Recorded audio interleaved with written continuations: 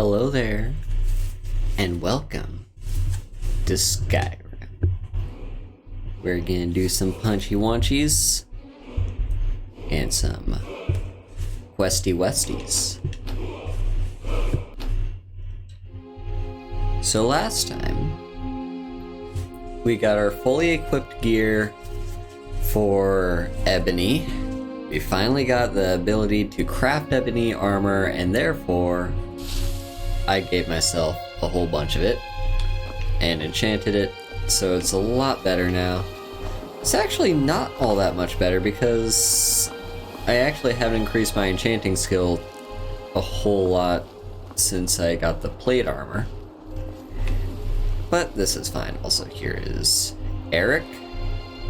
Buddy. That's a two-handed weapon, isn't it? Bruh. Eric is a hunk.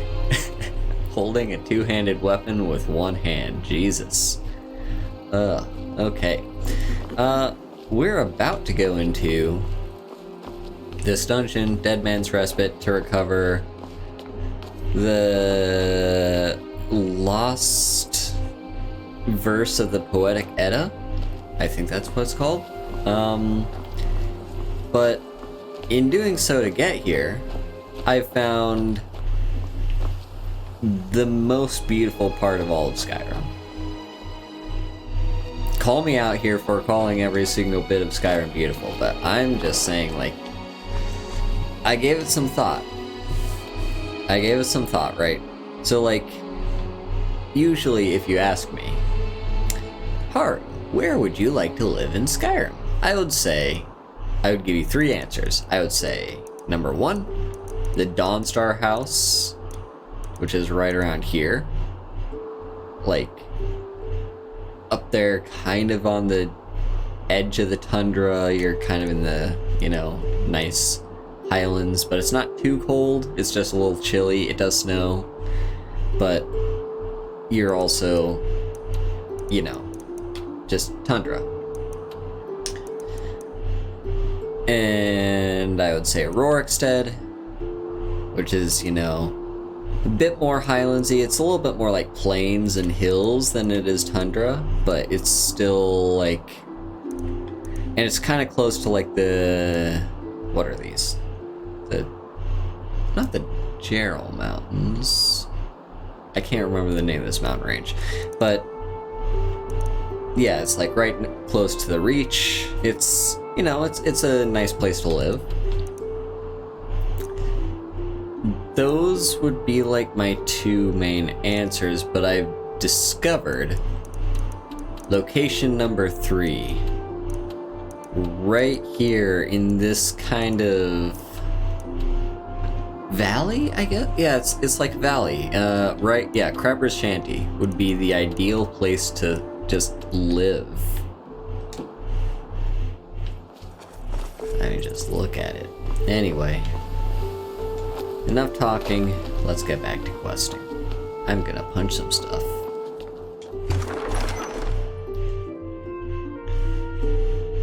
Huh?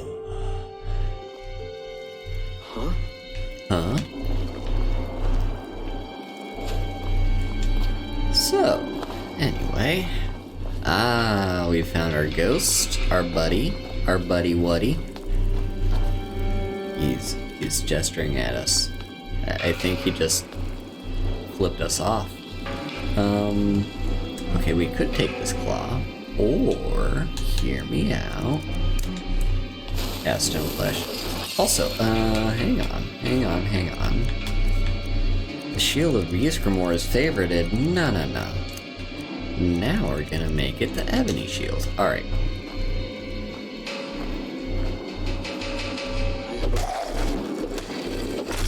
Alteration up to 70. Oh my, alteration is very high up. Also, let me cast Candlelight because I can't see shit. You know what? I need to remember to use Beast Form. I'm gonna try to do it at least once this stream. Because it's a thing I have, and I would like to... Oh, hang on. We do have to watch out our carry weight. Yeah, it's a thing that I do have just don't ever use it. Because it's so inconvenient. Really what I need like a mod that makes it less inconvenient to turn into beast form. So what that means is basically being able to still loot stuff when I'm in beast form. That's what I want. I get that it might be a little hard to do because then like the feed button and the loot button are the same button. You know, it all just uses the interact button. So I can see why that's not a thing in the base game, but there's gotta be a mod, right? Someone's got to have modded in, like, either mapping it to a different button or making it like, what do you call it? Making it kind of like the feed, not the feed, yeah, the feed, where if you're a vampire and you like sneak up behind someone when they're asleep, it gives you two options when you hit A. You can either feed or, no shit, I didn't want to pick that up. You can either feed or you can, there, ruined book. Or you can pickpocket. So I think, yeah, if there's a mod that just does that, I would be a lot more inclined to turn into a werewolf. But there's also the other issue of, like, being a werewolf, I'm just much, Jesus Christ, I'm a lot less powerful. And I know that's a self-fulfilling prophecy because the less I'm a werewolf, the more I'm gonna level up my skills outside of all this. Yeah, it's just like, being a werewolf is weird. There's a lot of problems with it that make it an imperfect system. Oh wow, you're trying to shout me through this wall. Yeah, it's an imperfect system. Because... oh, hello, spiders.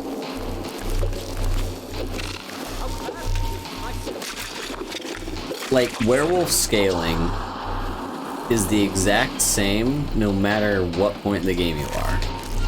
Doesn't matter if you're, like, early game and have been in, like, only just have been doing nothing but the companions until you can become a werewolf, or you are late in the game and you're like eventually coming to the companions and you finally get there and you do their quest stuff for them and become a werewolf that way. Either way, no matter which leads you to becoming a werewolf, no matter at what point in the game, it is always going to be the same power level, because you'll lose all your equipment when you turn into a werewolf. So, oh, glass warhammer, buddy. Ooh, ebony dagger banishing. That's some great weight value. Okay, so glass warhammer, that's 26. What are you at, Eric? Fall down and bleed to death. Well, I guess we won't. No, he's got the orcish war axe. It's definitely better improved than what I have. You doing okay, Eric? He doesn't really know how to hold that weapon. The game is very bugged. We're running into the usual Skyrim issues. Anyway, let's do that. Eric, where are you at? Oh, you're just a scourge.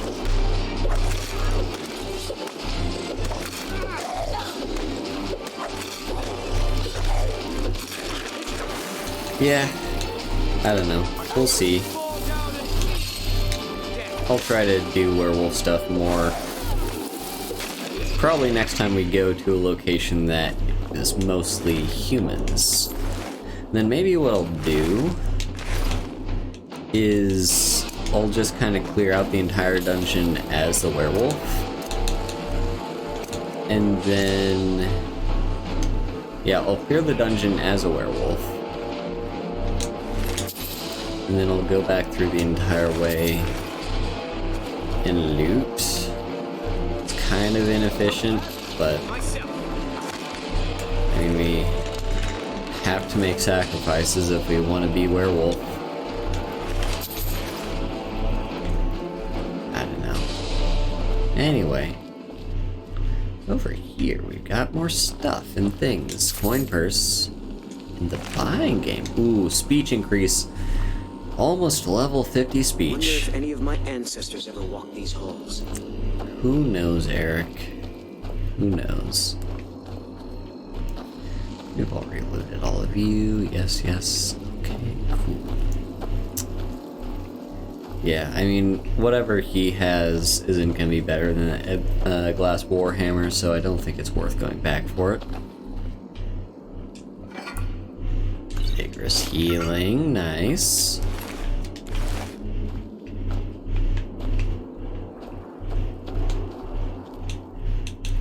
So, how's everyone doing? Who's vibing the vibe? Or whatever. One sec, hang on.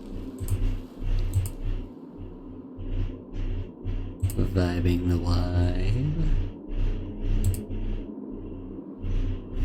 Alright, cool.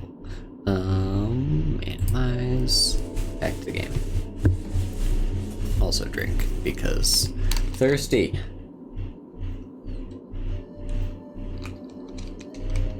All I've had to drink today was like a couple sips of water and a cup of coffee. So I've got some green tea with me right here. I know it's not perfect for hydrating, but I think it's at least better for hydrating you than coffee is. That's a lot of spiders. The game knows they're not even a threat, it's not even bothering to play combat music.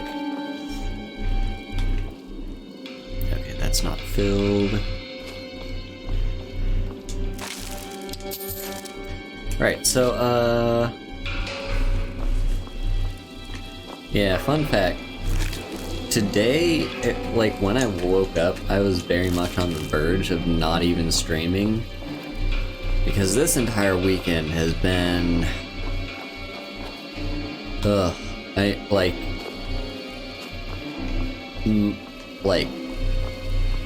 life has been more and more of a struggle lately, and I wasn't sure I'd be up for it. But I got back up off my feet,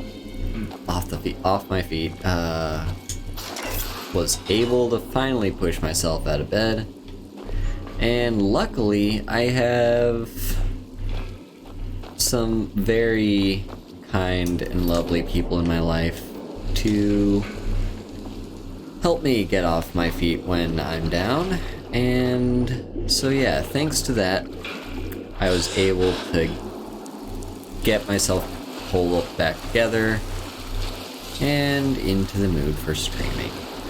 So you have that to thank for that.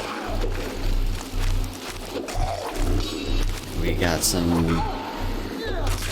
There we go.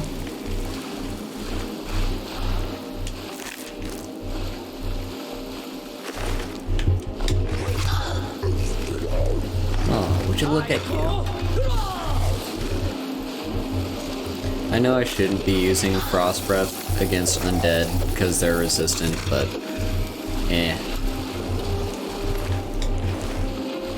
I'm too lazy to switch shouts. Hello, Iowa. I was just subtweeting you. Well, not subtweeting, sub-talking. I was talking about you without actually dropping your name. But yeah, hello.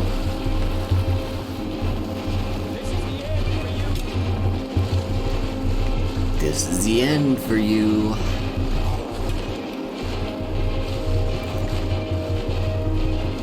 Oh, I was simply saying that I was very much not even, like, able, like, I wasn't in a good mental state to stream, and then you just kind of helped me get back on my feet. So thank you.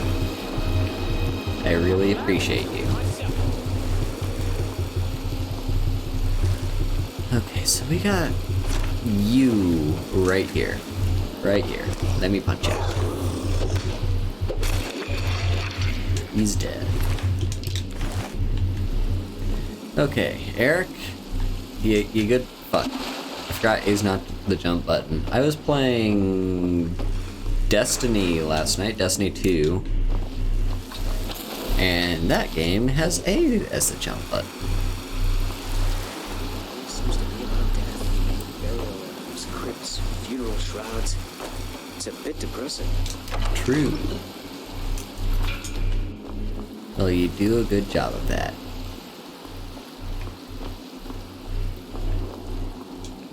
We've got some monies. There's an enchanter. Yeah, it's gonna be a little while before we can get our next major equipment upgrade. Also, now that I think about it,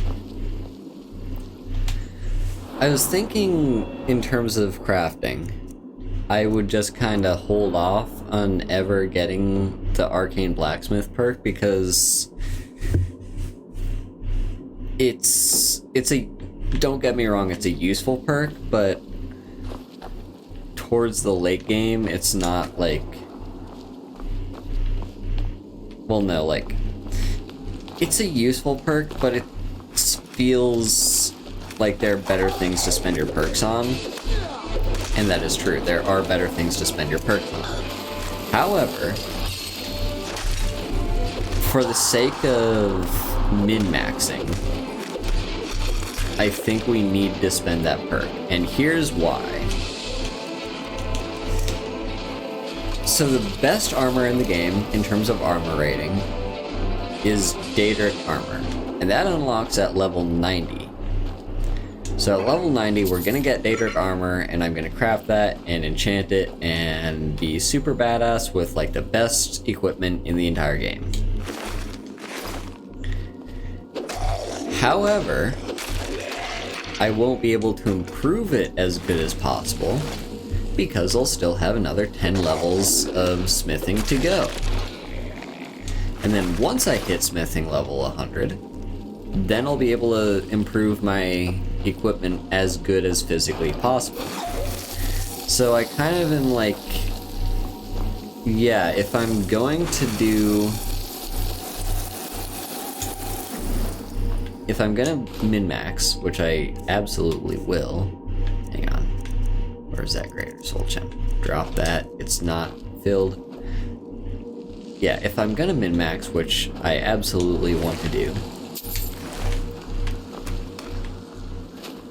well, there's like two different ways to go about it. Either I could have one set of Daedric armor early on that will at least, it'll still be very powerful and it'll tide me over until I can get to smithing 100.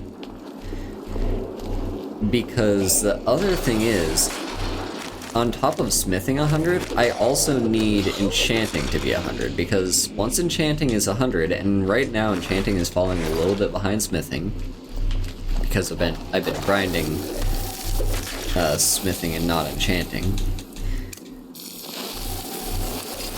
Once I get enchanting up to 100, I'm probably gonna have to recraft that armor anyway, so I can get the better enchantments on it. So I think that's the plan. Either I could get Arcane Blacksmith to improve my armor as best as physically possible,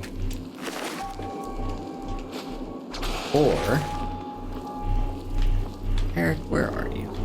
How do I get you out? I think you're kind of stuck This place for could be now. so ancient. I bet it's over 1,000 years old. Yeah, I don't know. I'm considering it. Alright. How do I get you out of there, buddy? Where's the thingy? It's also kind of hard to see because there's a window shining light, and I cannot see shit because my screen is too dark. Alright. Oh, here's the pole chain. I found it. I saved you, Eric.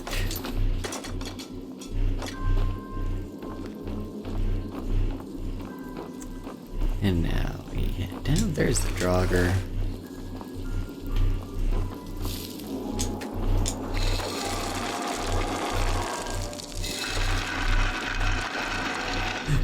It's you.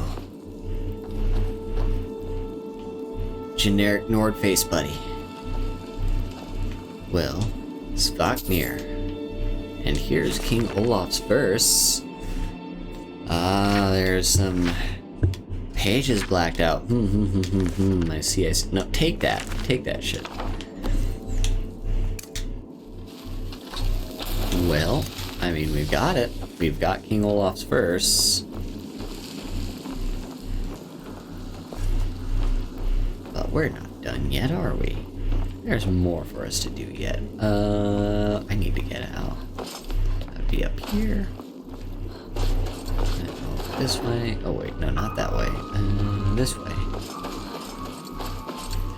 Here he is. Ghosty dude. Svaknir.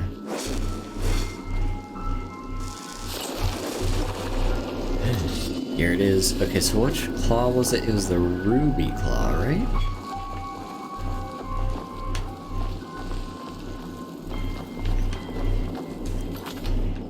Let's drop a save. Ruby claw. Right? So what have we got? We've got wolf, eagle, wolf. Ooh.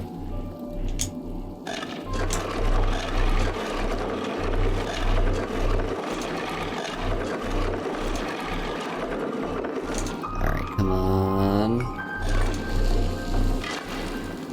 There we go.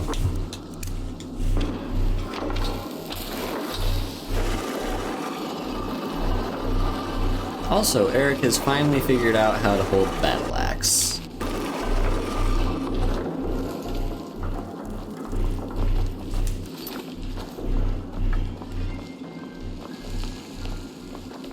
Further into the depths, and now we got the boss fight room. Let's go. Come on, Eric. Get your ass in here.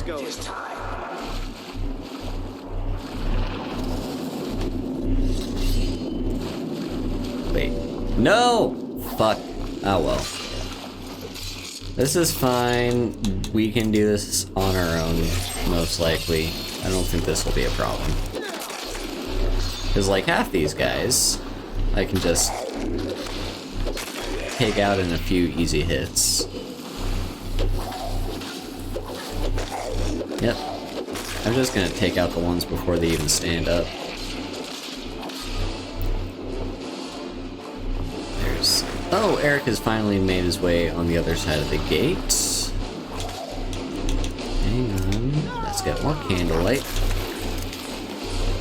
I need to get dual casting just so I can dual cast candlelight and nothing else. It kind of sucks when you're having to spend perks just for convenient stuff. Like, yeah.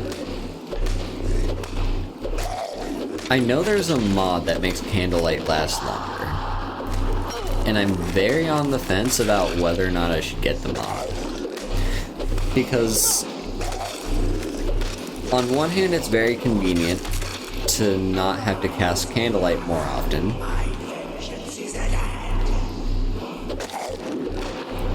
But on the other hand, there's not really... There isn't a way to turn off candlelight. You just have to wait.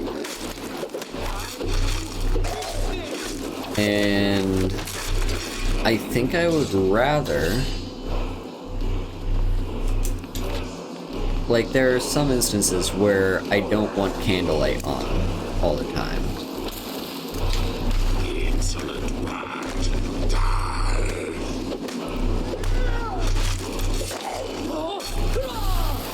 we go, freeze you. And here's King Olaf One Eye, the false king.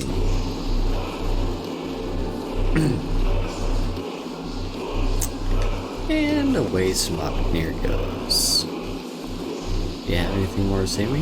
He's gonna play a thing. And then go off to Sovngarde. Anyway, let's loot this place before we get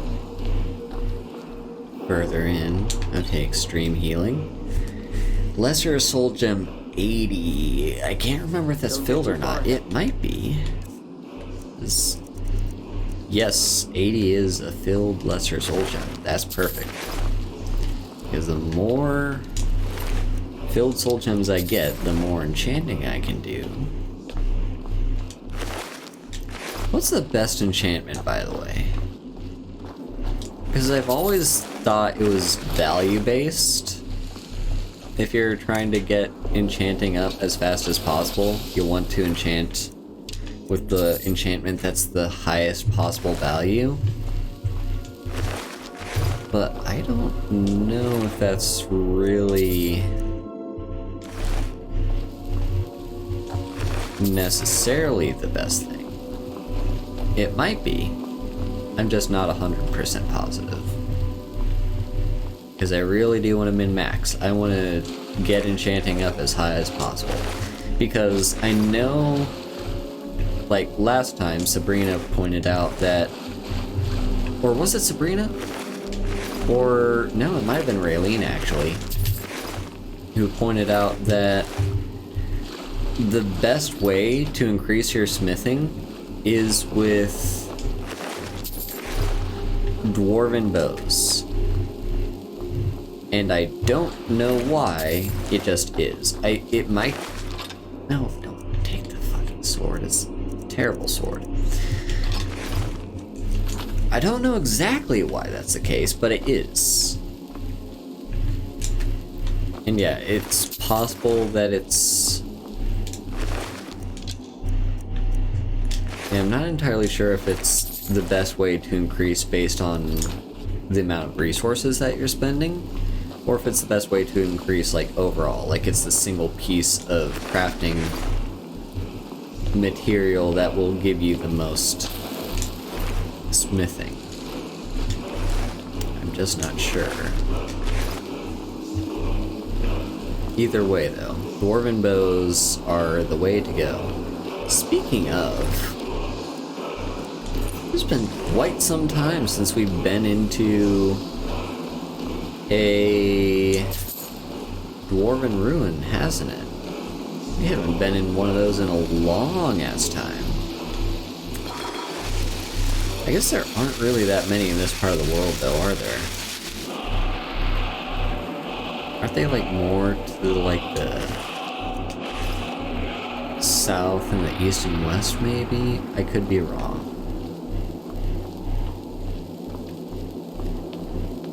Either way, I'm kind of looking forward to the next time we go into one, because those are...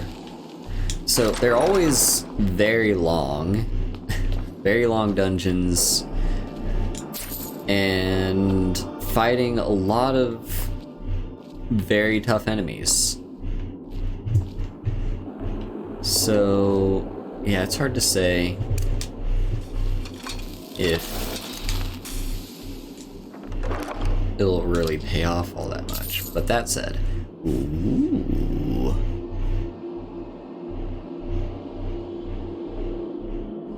Dragonplate insulated gauntlets. Huh. Those are interesting. Those are very interesting.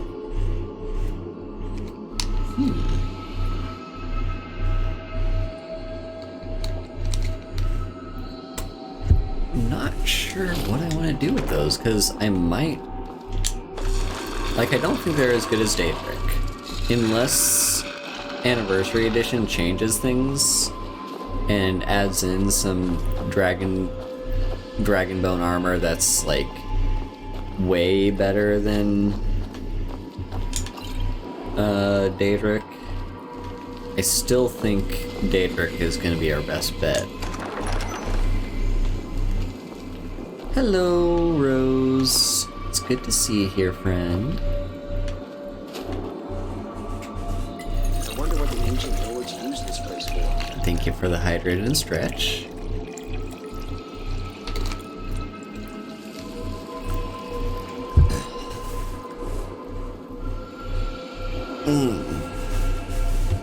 Anyway. So yeah, what was I talking about? Right, armor. Yeah, who knows? Not sure if the game changed all that much with Anniversary Edition. But anyway, there we go, dungeon cleared. Took us about 30 minutes. So now that leaves the question of what do we do with the rest of the night? Or the rest of the game, I mean, the rest of the stream. Because there's a few different things.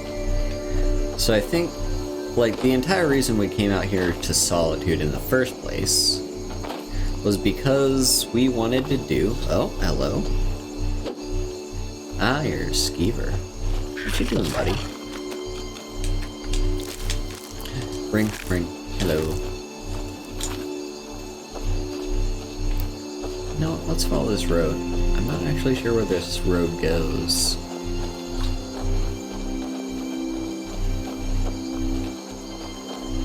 Yeah, say goodbye to the most beautiful out-of-the-way spot in all of Skyrim. So, yeah, the general plan... Is this the road? I can't see shit. It is so fucking dark.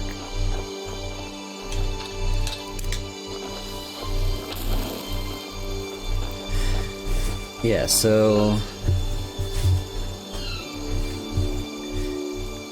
Yeah, I'm not sure what we're gonna do, because... Yeah, the entire reason I came out to Solitude in the first place was for the main quest. And that main quest is for us to do... the... infiltration thing, the, Oh, that's a bear! Hello.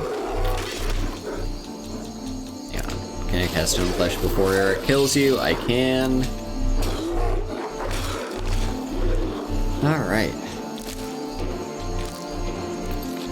Yeah, so... Diplomatic immunity, that's the one. Dead mammoth. What killed you? Was it the bear? There's no way a bear killed a mammoth. It's possible theoretically, but I don't believe it. But yeah, so our plan is kind of... We've got a couple different ideas. We could do diplomatic immunity, or we could go on a journey to Winterhold, because that's kind of our next plan, is College of Winterhold. Because we are at that point in the game, and we have been at this point in the game for a while now. Seriously, where'd the road go? What happened to the road? The road was leading this way, and then there's a mammoth. And the road just kind of... I guess this is maybe the road? It's very overgrown. Oh, here we go. This is probably what it's leading to. This road right here. So where's this? Right nearby Morthal, all the way up to Solitude. Hang on. Don't I have a thing in Morthal? Well, there's pieces of the past. I don't know if we want to do that yet.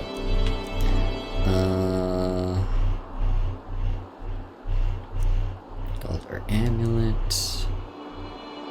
Right, there's this quest, which I have no fucking clue what to do about that one, because I kind of searched all over the place and couldn't find him.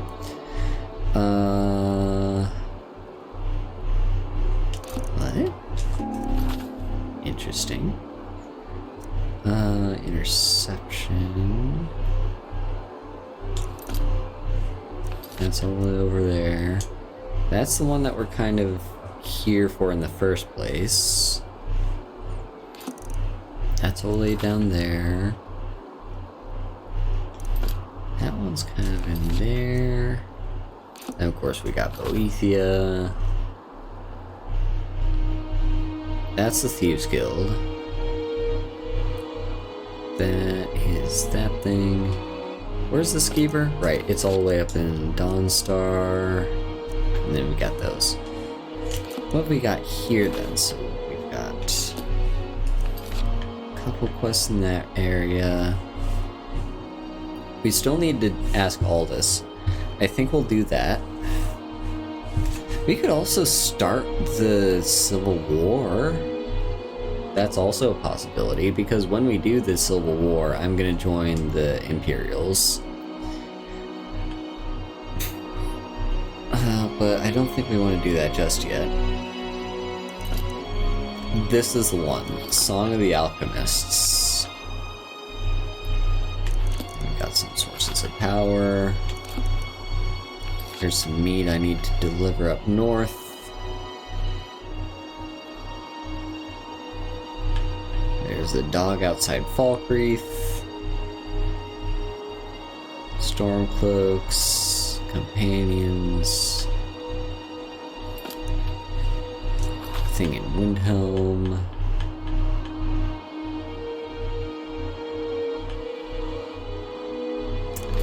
The drinking contest is in Riften. There's a lot of stuff to do around Riften. We might need to go back to clear a lot of this stuff out. Branch Hayes passed. That's all the way up there.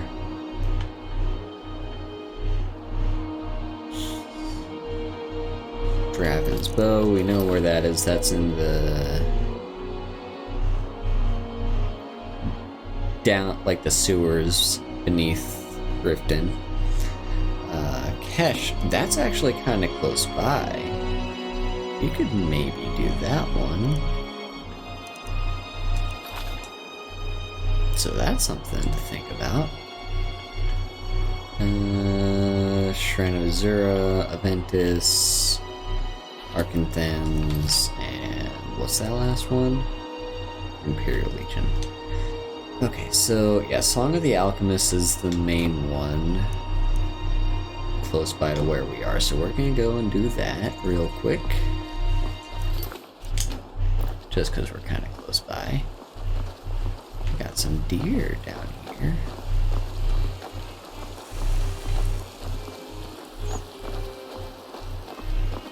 Anyway, sorry, I was very distracted with trying to figure out what quests I have in my journal, because, like, I have this thing where if there's a quest in my quest journal, I just have to do it. And that, I think that's another thing about why I despise how modern AAA games do things, because they have these daily quests. Like, you log in once every day, and this is specifically like a thing in Valhalla that's a big problem. And I think it's also a thing that was in... Oh, hello. I think it was also a thing in Odyssey, and might have also been in Origins. But they were daily quests, like quests that you pick them up and they expire within 24 hours, so you have to do them as soon as you get them if you want to complete them. Ooh, there's our guy, the Court Wizard of Morthal, heading out into the marsh doing his usual thing. I think what he's doing... My talents are much needed here in order to keep Morthal safe. I think he's just like collecting ingredients or something. Like, I know he does fishy things and like the town is very suspicious of him, but like, I don't think he's that big of a deal. Can I just break into their home and steal their book? Is that perfectly fine? Oh, I have a thing to deliver, I see. Jürgen and I both work hard, all the time. Murthal is important to both of us. Well, here's your book. It's amazing how much you can learn from a book. Here, let me show you some of the things the temple healers taught me about potions. Cool. All right, then. Well, there's that. Also, we've completed that thing, so we can go talk to Egrod and become Thane of Morthal now. Hell yeah.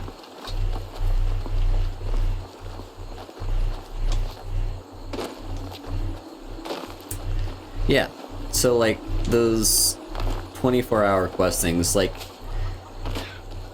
if someone gives me a quest, I want to do it. And it's not necessarily for the reward, although sometimes it is. You know, sometimes what I do the quest for is the bonus of, like, you know, XP or gold or some kind of special loot. But generally speaking, there's not a whole lot, like, that quest doesn't even really need to have a reward for me to be willing to do it, because sometimes the quest is its own reward. Just like doing it for the story, or doing it just because you're the hero of this game and you want to do what's right. You know, there's several different reasons why I want to do a quest if it's in my quest journal. Hello? You're just kind of chilling. There's a lot of different reasons why I want to do a quest if it's in my quest journal. And that's why I don't like Radiant quests, like the ones where it's like talk to the companions for work, or talk to the Night Mother for a contract, or all that kind of stuff. I don't like those because they're constantly regenerating, and they're just kind of there as busy work if you do complete every single other quest in the game and you have nothing else to do. So I don't like those, and I don't like the 24-hour quests because there's the twofold. Number one, there's the pressure of having to complete this quest within a certain time limit.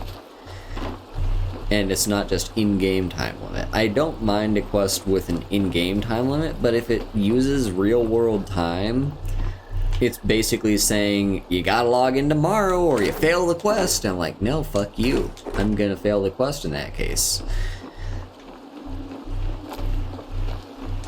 I don't like that real-time, like real-world time pressure.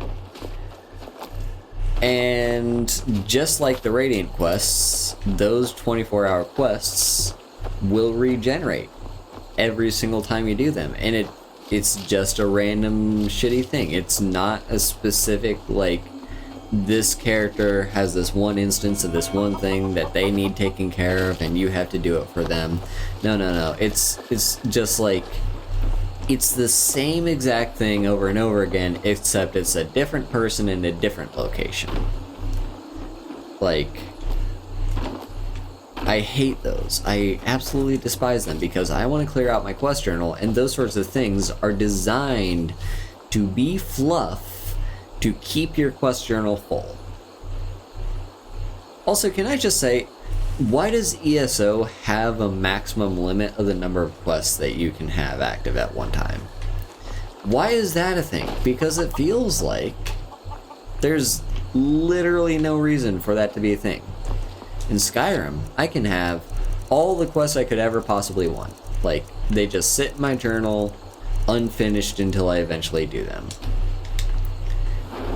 But ESO, for whatever stupid reason, has a maximum limit of the number of quests you can have, which is shitty because the game keeps throwing quests at you. So you kind of have to just do the quests, otherwise you won't be able to pick up any new quests that you come across. kind of sucks. Anyway, I need to talk to Egrod so I can become Thane. Well, look at you. If only everyone acted like you did.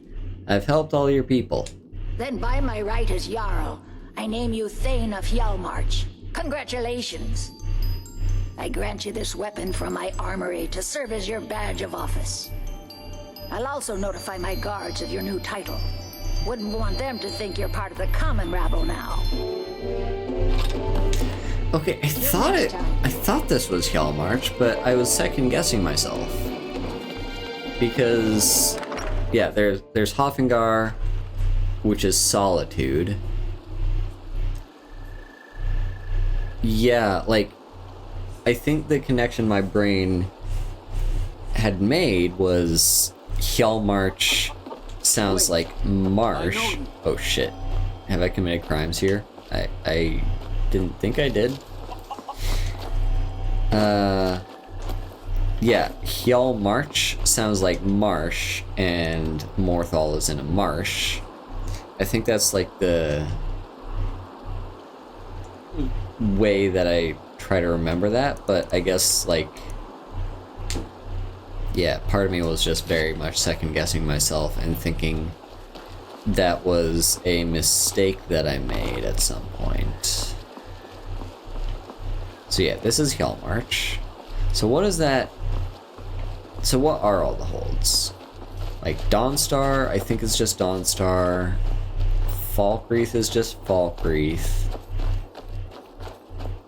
Whiterun's just Whiterun.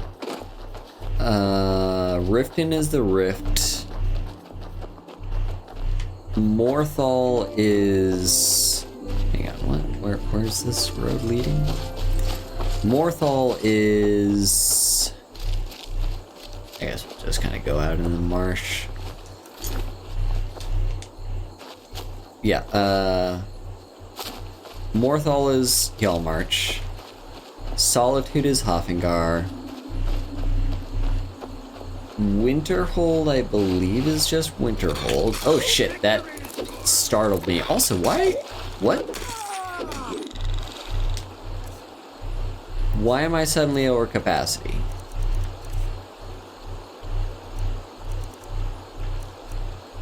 What? What the hell just happened?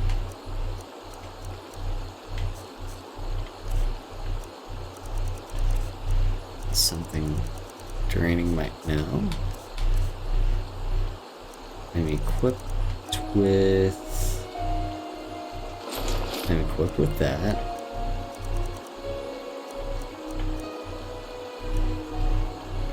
What just happened?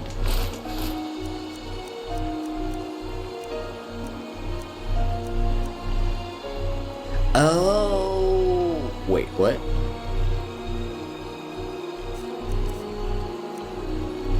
Ah. That would do it. Do I have any potions? I've got a draft of strength, filter of strength. Yeah, I've got plenty of potions. I'm just gonna drink a draft of strength and have that be enough to take me to Solitude so I can sell my shit.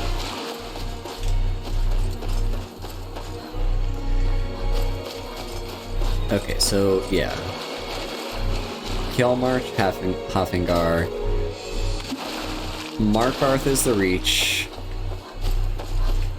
Yeah, Dawnstar is Dawnstar, Whiterun is Whiterun, Falkreath is Falkreath. Riften is the Rift. Oh, we got a lot of mud crabs here. Oh, spiders, actually. Yeah, Riften is the Rift. Believe Winterhold is just Winterhold.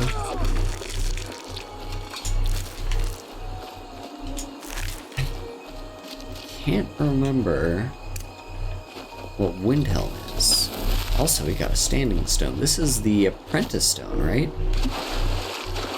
I believe it's the apprentice stone.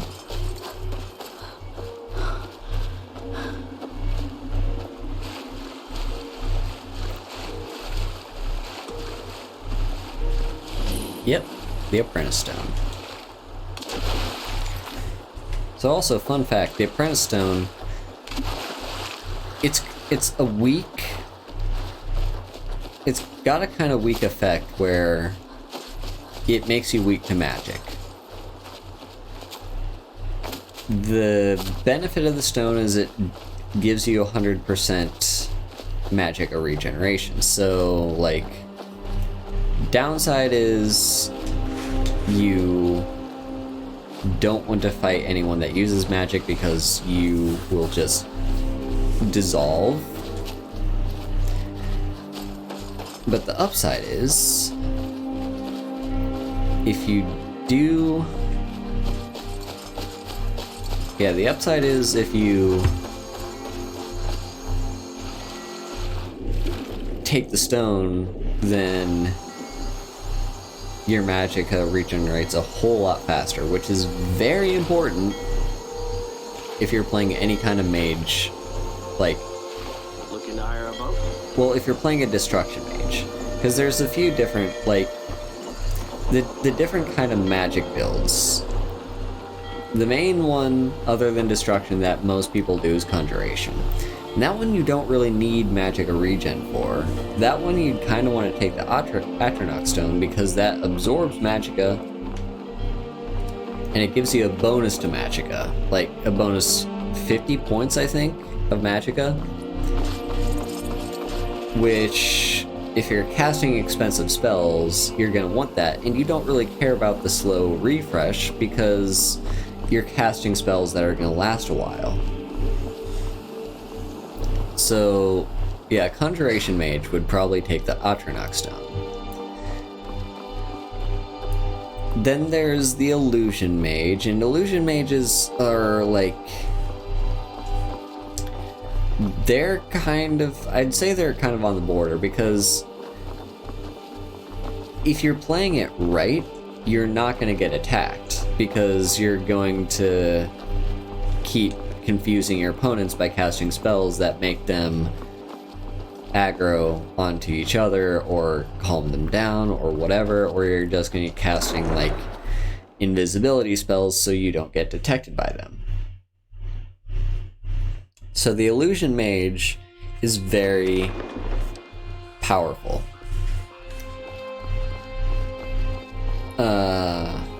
And yeah, they could go either way. They wouldn't really suffer the downside too much of the weak to magic. The exception being, how much longer for the strength potion? Fortify carry weight. 56 seconds. Okay, so I think what we want to do is wait until daytime so we can go to the shop. So, yeah, like, there's that. Then there's the Restoration Mage, which they don't really do much, I don't think. Like, they're not really a combat-oriented mage. They could be. Like, there are ways to do it, but they really aren't. Either way, I guess they would maybe go for the Apprentice Stone, because Restoration is another one of those skills, another one of those schools that really relies on basically casting as much as possible within a certain period of time. Trinkets, odds and ends. Like, you want to that be sort able of to keep thing. casting spells throughout the entire fight. Alteration, that one wants Atronach because, again, duration spells that'll last a while, you want a lot of magicka up front to be able to cast them, and then even though your magicka regenerates slowly, you'll still get it back by the time you hit that level of, like, being able to, needing to recast your spell.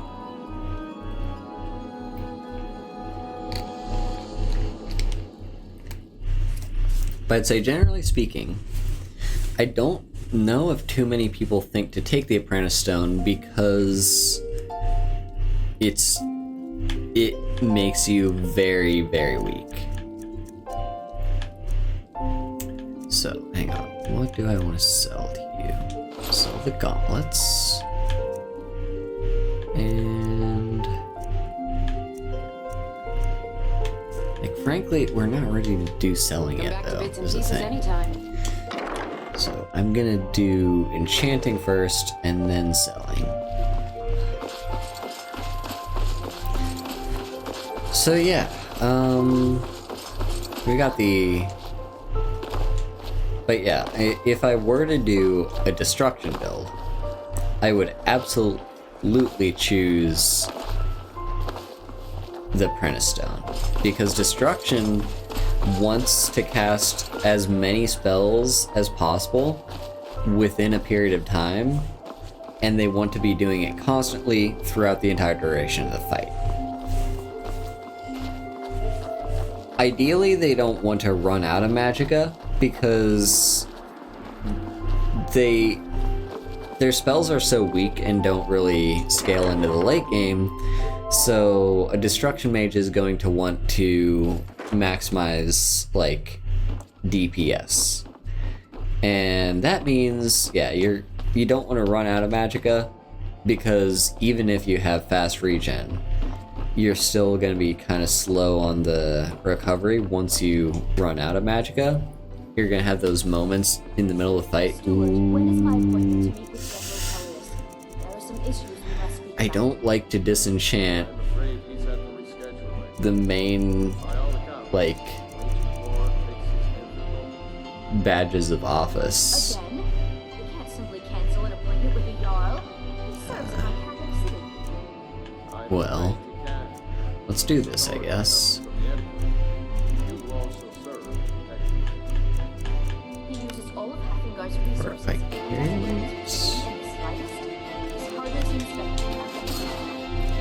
And then carry weight.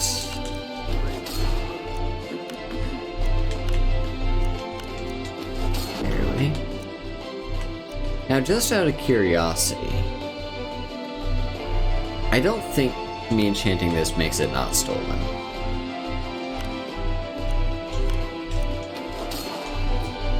But we'll just see.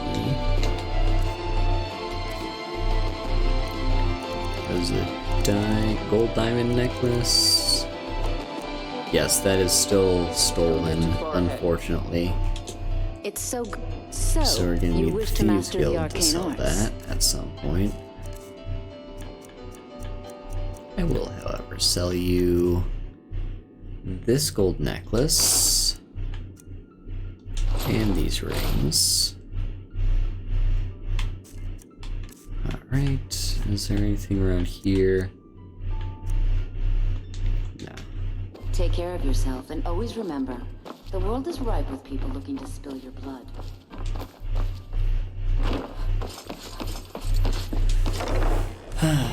I need to go back to my home and drop off all these extra things that are weighing me down, because I've got all these unique,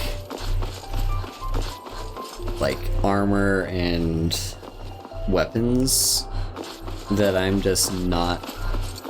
not gonna use them, but I'm not gonna sell them because they're unique and, like, significant to this, like, my accomplishments. So I really just need to store them in a box. I could put them on display in, like, a Hearthfire home or something, which would be fine if not for the fact that they're kind of like...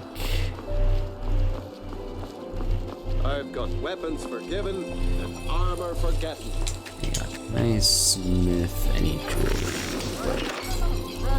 I can. So 180, 380. We'll craft this then. Seems they're the finest weapons and armor. Let's go to Yeah, that Ebony Dagger Banishing. And it seems as though we already have the enchantment, so this can sell for a lot. This is weighing me down. And yeah, I think I'll keep those gauntlets. I don't want to sell either of these. Return anytime you need arms or armor. My forge never rests. Arms and armor. Forge by the master craftsman. One moment.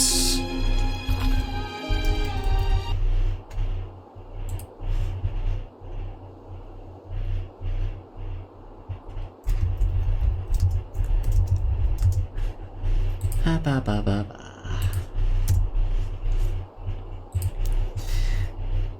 Alright. Just had to answer a Discord message. So, we're not done with her selling yet. I need to enchant the thingy that I just crafted. And then, yeah, we need to drop all our shit off. But I think we'll do that after we do the Bard's College thing. Yeah. So we'll do the Bard's College. And then, you know, we'll get inducted and all that cool stuff. And then we get to collect the quest for the Bard's College, because that's really the main reason to do the Bard's College. Like, there's not that much point in being part of the Bard's College other than the 3 quests, which are, they're just fetch quests that aren't, like, other than the fact that you're fetching a unique item, they're not really that interesting, except for the fact that the reward gives you 1 level in everything. So for that reason, we will absolutely be doing those fetch quests. Also, hang on, Eric. It just feels right. No problem. How can I help? Alright, well, you still got plenty of charge. Lead on.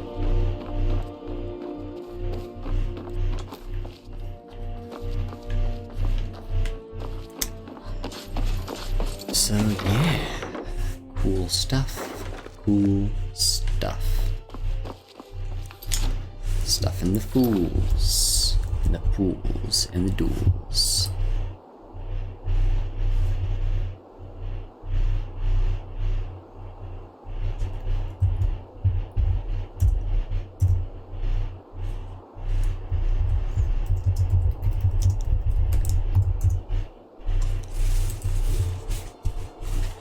Alright, so let me...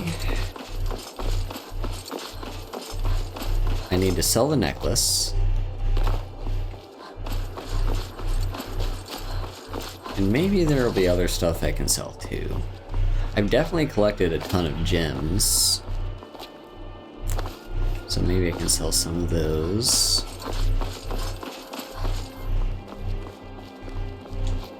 But yeah, you know, just some stuff and things. Fresh fish.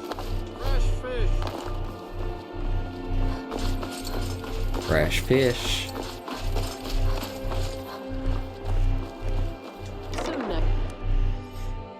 Take a good look around. I do need to remember to change out of my selling What do gear. you need? Oh, a bit of this and a bit of that. Okay, so sell you.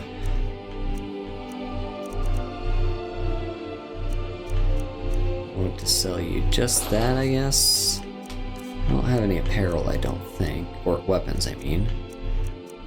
Nope. What do I have in food? Just the spiced wine. Alright, I've definitely got a lot of mist to sell. What's the best thing to sell you? Probably some garnets. Since those seem to be weighing me down the most. Alright, you can take the 5 gold. Come back to bits and pieces anytime. Yes? Okay. save. One moment here.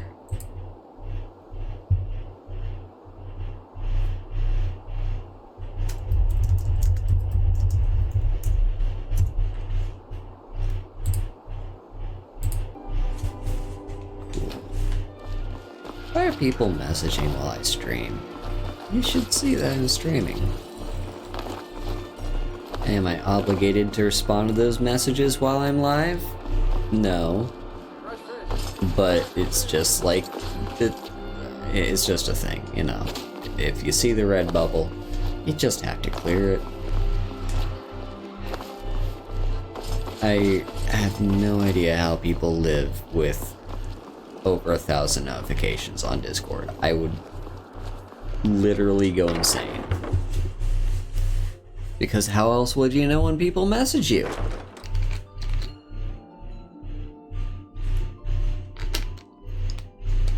think we're ready, right? Oh, right. Don't forget to swap back to my usual apparel.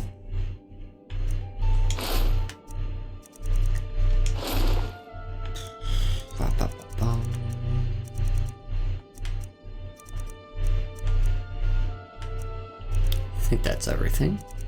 Yeah. Alright, I've got your thing. Ah, you've returned. How goes the task I gave you? I found it. I have to admit I didn't think it would actually be there. Now, let's take a look at this. Oh no, this won't do at all. The copy is incomplete. It's aged to the point that parts are unreadable. And the parts that are readable, well, Bardic verse has come a long way since ancient times. What does that mean? It means I can't read it to the court. Without the verse, I won't be able to convince Elisif of the importance of the burning of King Olaf festival. If she isn't convinced of the festival's importance, then she won't reverse her decision to stop the effigy burning. It means that the burning of King Olaf, which the Bard's College has held for time immemorial, won't be happening. Can't we just make it up? Make it up? That doesn't seem appropriate. I suppose I could copy his style based on what you brought me, but I have no idea what happened in between these verses.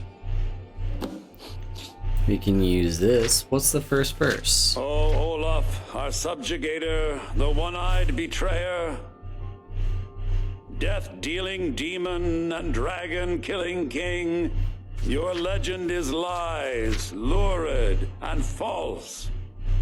Your cunning capture of Numenex, a con for the ages. King Olaf was Olaf One-Eye? He famously captured the dragon Numenex and took him to Dragon's Reach. What did we say really happened?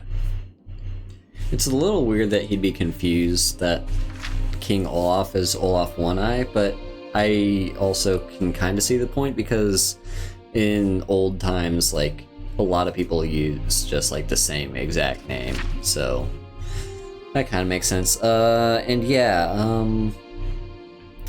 here we're kind of making up the verses in between so we can complete the Edda, and we can use our Persuade to make up parts that aren't real but are fun. So Olaf was Numenex, a dragon in human form. I find that highly unlikely, but the court will love it. I'm writing it in. Okay, what's next? Olaf grabbed power by promise and threat. From Falkreath to Winterhold, they fell to their knees. But Solitude stood strong, Skyrim's truest protectors. Olaf's vengeance was instant, inspired, and wicked. Strange. According to history, Solitude attacked Winterhold, but this seemed to be saying Olaf reacted. What do we say happened? So Solitude attacked Winterhold. Well, Olaf's acted in dragon form. No, that's pushing it too far. It's very exciting, but highly unlikely. I can't possibly write that in. Fuck you, my speech is high enough. Okay, fine.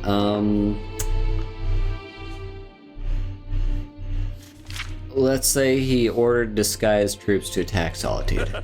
And they got the orders backwards. Yes, I'm writing that in. It should be good for a laugh from the court.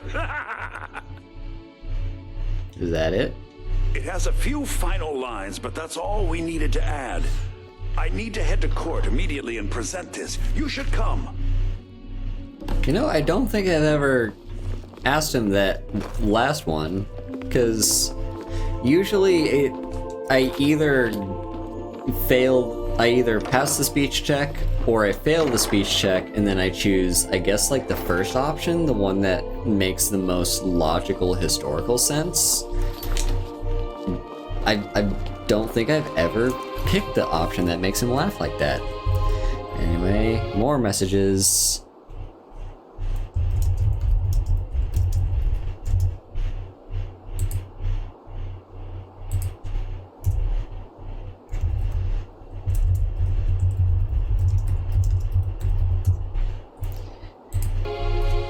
So,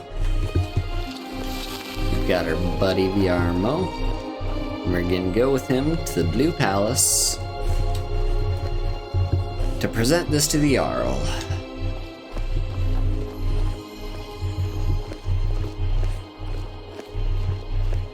He likes to walk very slowly, by the way. They just do that.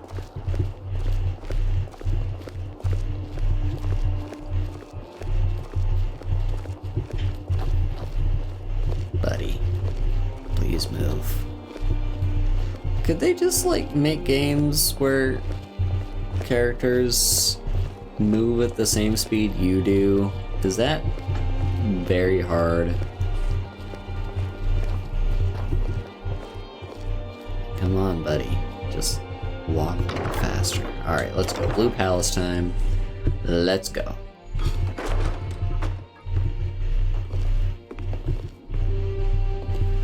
Alright. I do hope the court likes the verse. I think we've done an excellent job of recreating it. Are we ready? I think my voice is ready. I hope we've done this well. Well, let's get going then.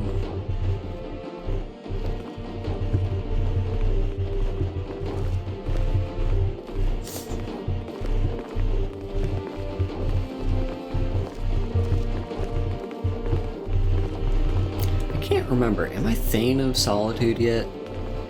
Or is that something that I only get to do after I complete the Civil War? I should be able to buy the house though, if nothing else. Where's the Jarl? She's supposed to be here.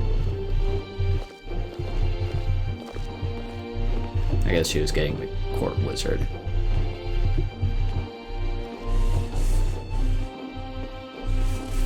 Ah, Viarmo.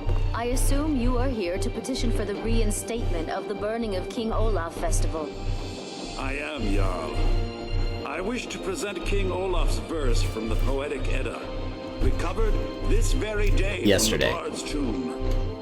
You mentioned something that would convince us the festival should take place, but I didn't expect King Olaf's lost verse.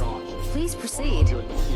O Olaf, our subjugator, the one-eyed betrayer, death-dealing demon and dragon-killing king, your legend is lies, lurid, and false. Your cunning capture of Numenex, a con for the ages. No shouting match between dragon and man, and no fire or fury did this battle entail. Olaf was Numenex in human form. On moonless nights, he would spread wings and sail. Olaf grabbed power by promise and threat. From Falkreath to Winterhold, they fell to their knees. But Solitude stood strong, Skyrim's truest protectors. Olaf's vengeance was instant, inspired, and wicked. Olaf gave orders, Winterhold disguises, an attack on Solitude, total destruction to follow. His men dressed up and then went out to fight.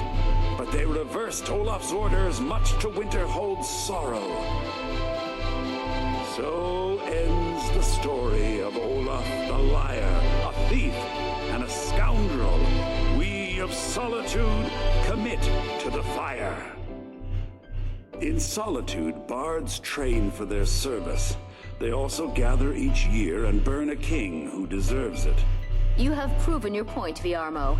The festival is truly a celebration of solitude and a condemnation of false kings. I thank you, and the college thanks you, Jarl. Furthermore, I believe that such a fine poem deserves some payment of patronage.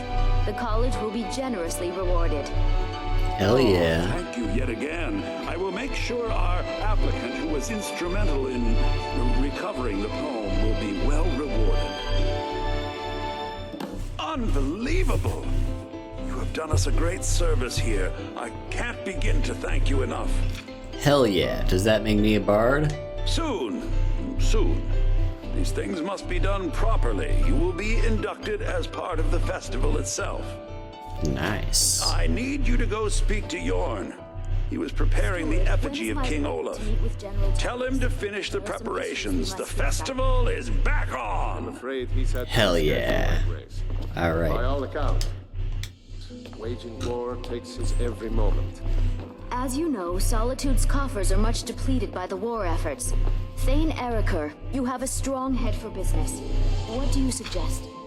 This is an unfortunate but unavoidable Steward, I have an idea that might help to bolster the morale of our people in this difficult time. I think we shall have a grand parade. I think what's happening here is there's a conversation that's supposed to, like, she tried to do a conversation involving Eriker, but Eriker is so far away that even though he responded to the conversation, the AI stopped detecting that he was, like, the AI basically made it failed, and so Against the Stormcloaks. she started a new conversation. A parade would make you an easy target for us. This game is weird. Oh, hello. Just Anyway, let's go talk to the so exciting when dude. new Shut folk up, come shut into up, shut town. up. I bet you've had plenty of adventures. Let me drop a save and let me check Discord.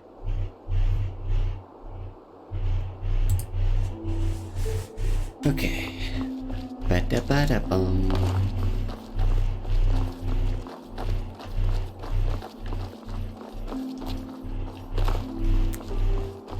So we've got the Bard's College, the thingy, and the stuff. I like thingies with stuff, don't you? So, we gotta talk to you downstairs, tell you that we've got the burning back on. Ah, the bard to be. Did Viarmo send you? The festival is back on. I'll tell everyone we're ready, but we'll start the festival at dusk. Come talk to me after dark. We'll get the festival started when you do. Alright. Now, I guess while we wait, I mean, we could just use the wait button, and I probably will eventually, but while we wait, let's just talk a little bit about, like, the Bard's College and stuff, because, okay, so the Bard's College is admittedly lore-wise something that I'm a little bit less familiar with, you know? Like, it's pretty straightforward. I don't think there's a whole lot of backstory to it, to be honest. But there's like, so we've got this poetic Edda, you know, the history of Skyrim, I believe, that's been passed down through time from bard to bard, and basically every bard in their time adds onto the poetic Edda with their own stories. Or I guess like only the major bards do. I don't think every single bard does. But the point being, yeah, we got the poetic Edda that's kind of being passed down, and one verse, the verse of King Olaf, was lost. Now, why was it lost? Well, Olaf ordered for it to be destroyed because it was a verse that was condemning him for being a bad king. Now, I've done this quest several times over and over, and I might be missing something, but like every time I hear the verse of King Olaf, I don't fully understand what exactly was bad about him. Like maybe it's just an information processing issue that I have, but I don't know. Like I keep hearing the verse, and every single time I hear the verse, it's like, okay, so Solitude attacked Winterhold. Okay, like, cool. What more, like, what is there? Like, so, was Olaf on the side of Winterhold or Solitude? And, like, I get that the verse is supposed to be a celebration of Solitude, so I'm guessing Solitude in this case were the good guys? Maybe Olaf was king of Winterhold, and then Solitude came to attack to overthrow him? Maybe? Like, I have literally no idea. Like, I have heard this verse many, many times, and I still cannot piece together what exactly was wrong with King Olaf. So, like, there's the whole thing with Numenex, right? And I guess, like, the story, the version that we can create is the one where he's the one that slays Numenex, but he actually was Numenex, and he, like, attacked someone. He attacked, I think it was, like, Solitude? Was he attacking Solitude in dragon form? I don't know. And of course that entire part of the verse is 100% made up. But yeah, like, is that what was evil? I just cannot piece together what exactly was wrong with King Olaf, but whatever. He is... The main takeaway, I guess, is like his corruption of, like, someone wrote a verse calling him out for being evil, and he was like, nope, burn the copy. We're not having that. We're not gonna have history remember that. But the main takeaway is to celebrate the dedication of bards, I suppose, because this was a bard that basically called out King Olaf. Like, the bard went on twitter.com and wrote a twitlonger canceling King Olaf for being a bitch, and Olaf was like, nah, I'm gonna delete my account and write a shitty apology and then disappear for a couple weeks, and they'll reactivate and just hope people forgot. And that's basically it, you know? That's kind of what the whole deal was. And so basically, to celebrate Solitude and to celebrate the bards will burn an effigy of King Olaf every year at the Burning of King Olaf ceremony. And yeah, so that's what this whole thing is about. The burning of King Olaf, the celebration of Solitude, the condemnation of false kings, and that's what this all is. I forgot this little spot right here existed. Yeah, this is a very nice spot. Very lovely. So, We've got a few hours left before it's burning time. I think 8 p.m. Like, there's two... I think in Oblivion, the time frame was a little different. Like, shops had a different time. Like, they weren't open 8 to 8. They were open at a different time frame. But then what counted as sun up and sun down was different. But then I believe in Skyrim they might have changed that so that they're both the same exact thing. So like 8 p.m. is technically sundown as well as being the time when shops close. That's my guess at the very least. Also, I would not enjoy having, like, imagine living in a world where there were no weekends and you had to work 12 hours a day. That would really suck. Because, yeah, like, unless you enjoy your job,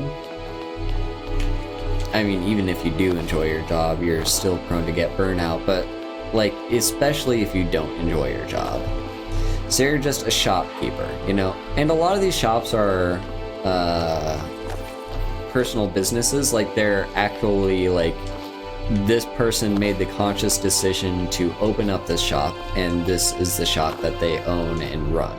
Like, that's what is the case for a lot of these things. And in some cases, they're just kind of passed down through families. But a lot of them are basically like, the person that you see as the shopkeeper is the one that started the shop in the first place.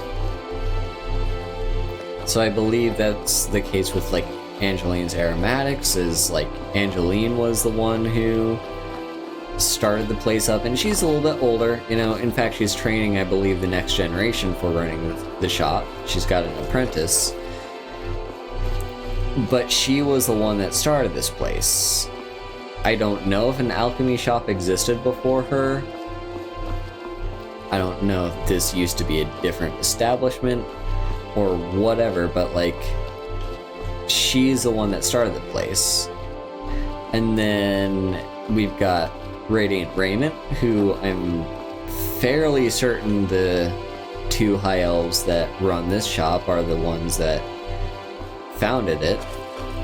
They are high elves though, so it's entirely possible that this shop has existed for a lot longer than the rest of these. The Winking Skeever though,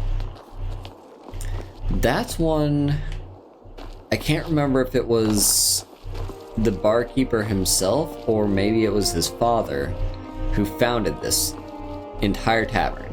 Like, taverns are very important for like the social economy of towns in this time period, and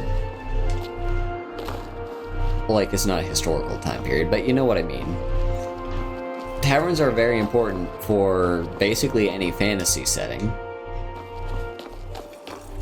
And so either this tavern didn't exist at all until he founded the Winking Skeever, or he took over a previous tavern and renamed it. It's hard to say. I think we kind of see that happen in Whiterun. Because in Whiterun we've got the Bannered Mare, which is a tavern that was owned by what's-her-face, you know, the owner. And I can't remember if she was the founder or not. I think she was, though. But Isolde, who is a person who's very interested in commerce, you know, she's kind of like, in a lot of ways, Isolde is a capitalist in this world. She's a person who's trying to make as much money as she can and, you know, move up in the world, which is why she's taking on trading and trying to learn the art of trading from caravans and the Khajiit caravans. Well, I guess it's less capitalism and just more focused on like economy and trying to make money, which that is capitalism, but capitalism is like a specific form of an economic system. But point being, like, Isolde wants to buy the Bannered Mare, and she will someday. Like, I believe that's the canonical direction that we're headed. What we don't see, however, is what happens to the Bannered Mare after she buys it.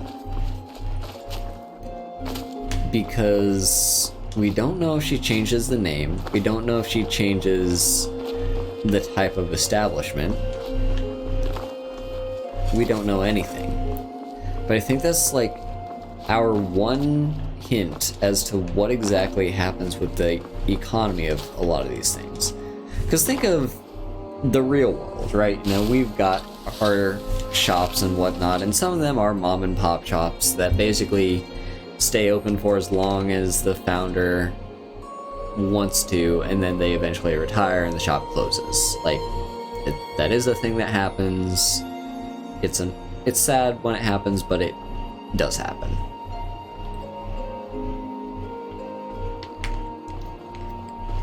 And I believe that's kind of the traditional way of things going.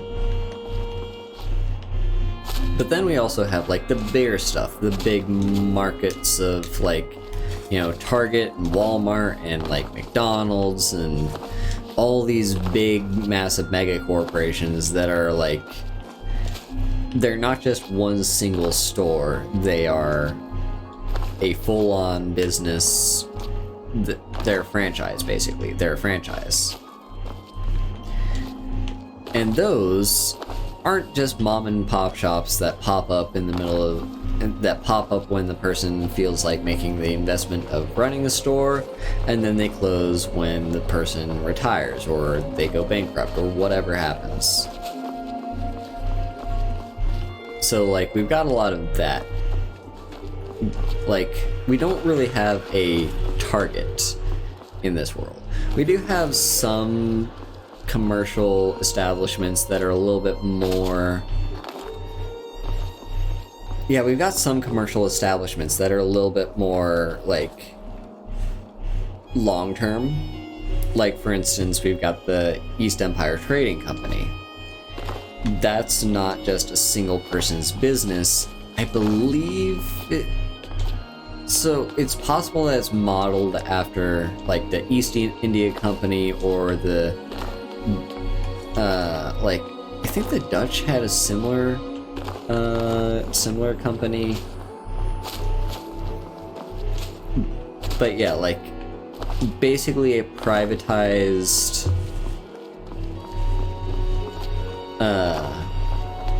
commercial group. I don't know exactly the best way to describe them, but like they're a private organization whose main focus is trade and commerce. Their main focus is really business. And so I guess that's kind of what the East Empire Company is modeled after. So they're a private company that is sponsored by the Empire. Either that, or they are actually actively a company that is run by the Empire, and they're the ones that handle everything. I think the former is probably more likely, though, because an Empire's job isn't necessarily... Like, if they can delegate the running of the market to someone else, they absolutely will. And so I think that's what that East Empire Company is they are an organization that's privately owned but sponsored by the Empire itself. I believe that's the case. All of that said, yeah, that's like one of the few examples we have of a actual company in this game, instead of it just being a mom and pop shop that just opened up because someone had a dream of like owning a tavern. Like, yeah, we've got all these different things to work with, and I just think it's fascinating to think about, you know? I think it's very fascinating to consider the implications of having this world where pretty much every shop you come across is one that has been founded by the person who runs it, instead of it just being an inheritance or a job. Like, we don't really see someone very often. Like, in some cases we do, like with the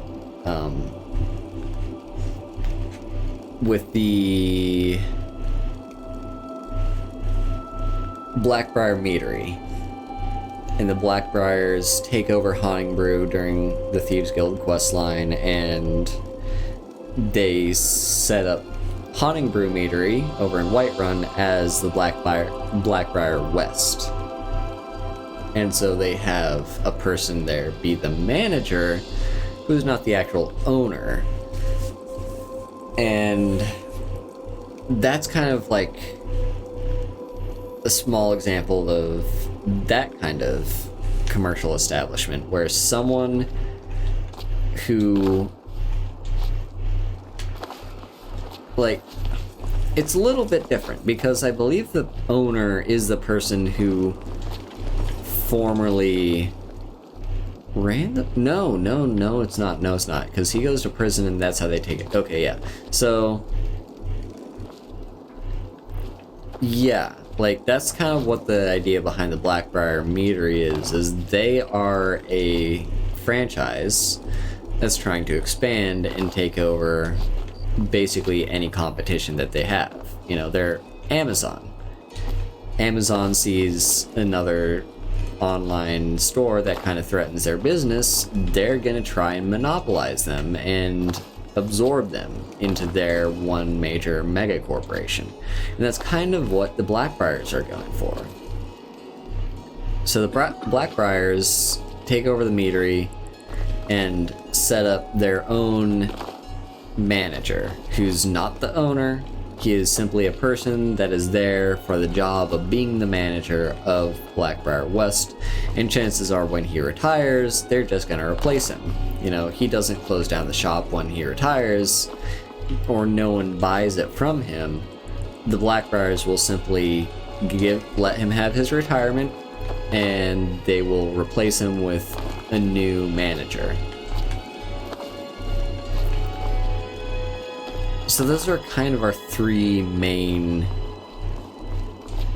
types of commercial businesses that we see in Skyrim, you know? Number one are the most prevalent, the mom and pop shops of just someone had a dream of being a barkeep and opens up a tavern. Number two, we have like a private corporation that is sponsored by the government, a la the East Empire Company, and that is, you know, its kind of own particular thing, and it's not really like, they aren't really an upfront dealership too, is the thing. They're not going to have shops all around the world. They are more a goods exchange. They're a supplier is what they are. They're a supplier. So if you were a shop, say you're a barkeep, and you wanted to import mead from somewhere, one of the best ways to do it would be through the East Empire Company. Like, they would go to wherever it is in the world that you want your mead from, they buy it for you, and then they sell it to you, taking a cut for themselves. That's what the East Empire Company is.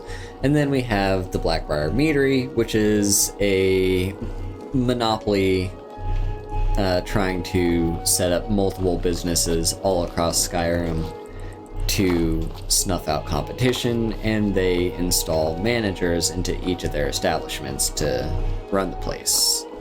Because Maven Blackbriar can't be everywhere at once.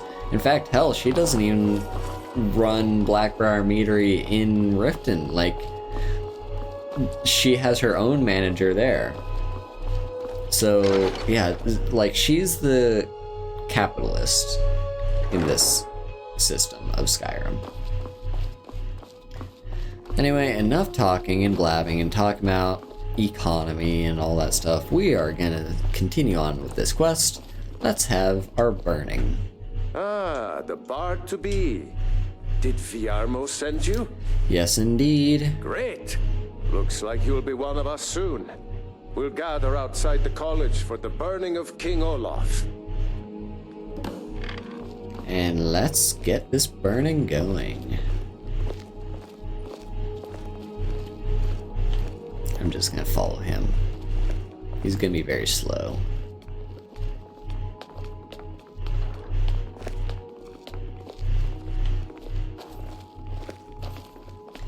Like, in some cases, it's like...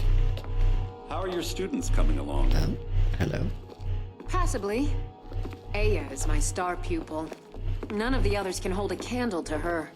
Especially not that wretched Ildi. Try not to play favorites, Lady Atea. It does a disservice to the whole class. Yes, Headmaster. I've never heard that conversation before.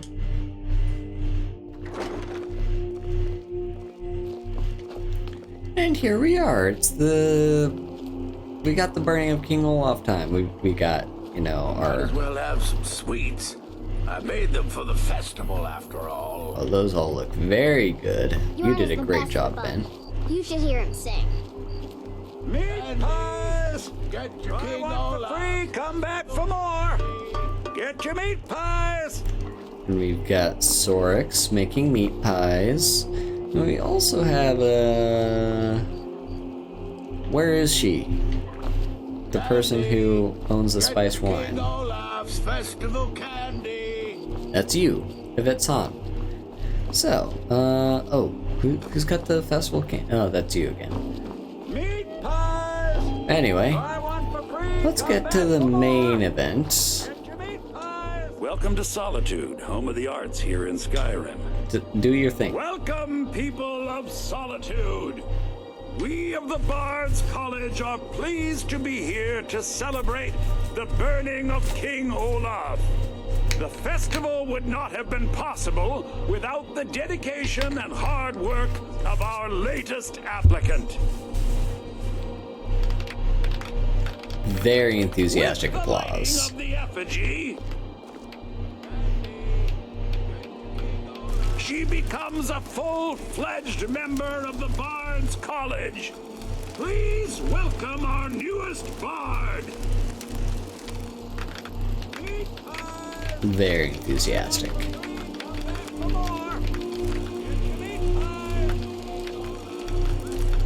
think they like you. Do they? That sounded like a sarcastic applause. So I'm a bard now? Yes, congratulations. You are now a full-fledged member of the Bards College. Due to your adventurous nature, several of the college professors have some things they wish you to do. What's more, Elisif has declared the burning of King Olaf should become a weekly event. And finally, there's the matter of the patronage that Elisif wanted me to give you. And we got the gift of Gab. And a lot of gold. Okay, so what's the gift of Gab? Gift of Gab, gift of Gab, gift of Gab. Ah, speech skill increases faster. That's nice. So yeah, we got the burning of King Olaf now. And not only that, it's now a weekly event. That I'm not sure if I totally agree with.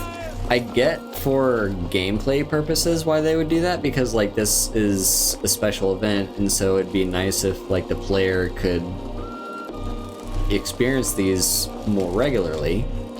So that's one reason why they would make it a weekly event. But if you think of it like realistically, like the burning of King Olaf is supposed to just be an annual event. Like, that's the tradition. It's just a thing that happens once a year. And I get that, like, you know, things like these are just like social constructs anyway, you know, nothing is stopping us from having Christmas 52 times a year. But it's like, it just feels weird, and I think it's an instance of Elisif again not being a great leader, because she kind of just does things impulsively and tries to do whatever she can to get people to like her. And so she's gonna make these decisions of like, oh, well, here's a cool thing for Solitude that you're trying to put on once a year. Well, I'm gonna one-up you, and I'm gonna say we shall have this every week. And it's like, is that really the right decision, Elisif? Because I think things were fine as they were. We didn't need to have this yearly, we didn't need to change this annual event into a weekly one. Doesn't really make much sense. Anyway, let's talk to all of you. Can I talk to you? Might as well have some sweets. Nah. I made them for the festival after all. You're the one that was making meat Get pies. your festival meat pie, specially made. Did you say free meat pies? I said a free meat pie, as in one. Here's yours. We got a meat pie. Also, you got more stuff to say. Who's in charge? Jarl Elisif the Fair. Poor woman. Losing her husband and king like that was a dark day for us all. Damn. That reminds me. I have a delivery to make to her steward, Falk Firebeard. He ordered a special bottle of Strass Mackay rum. Oh. Saved me a lot of trouble. Here. Take it to the Blue Palace. Nice. You work in the Winking Skeever? Work in it, I own it. Hell yeah. Well, okay. My father owns the Winking Skeever, but it's the family business, so it'll be mine when he kicks off. Yep, and there's another example of that, you know, it's family run, it passes down from person to person, although I think he will be just the second generation owner.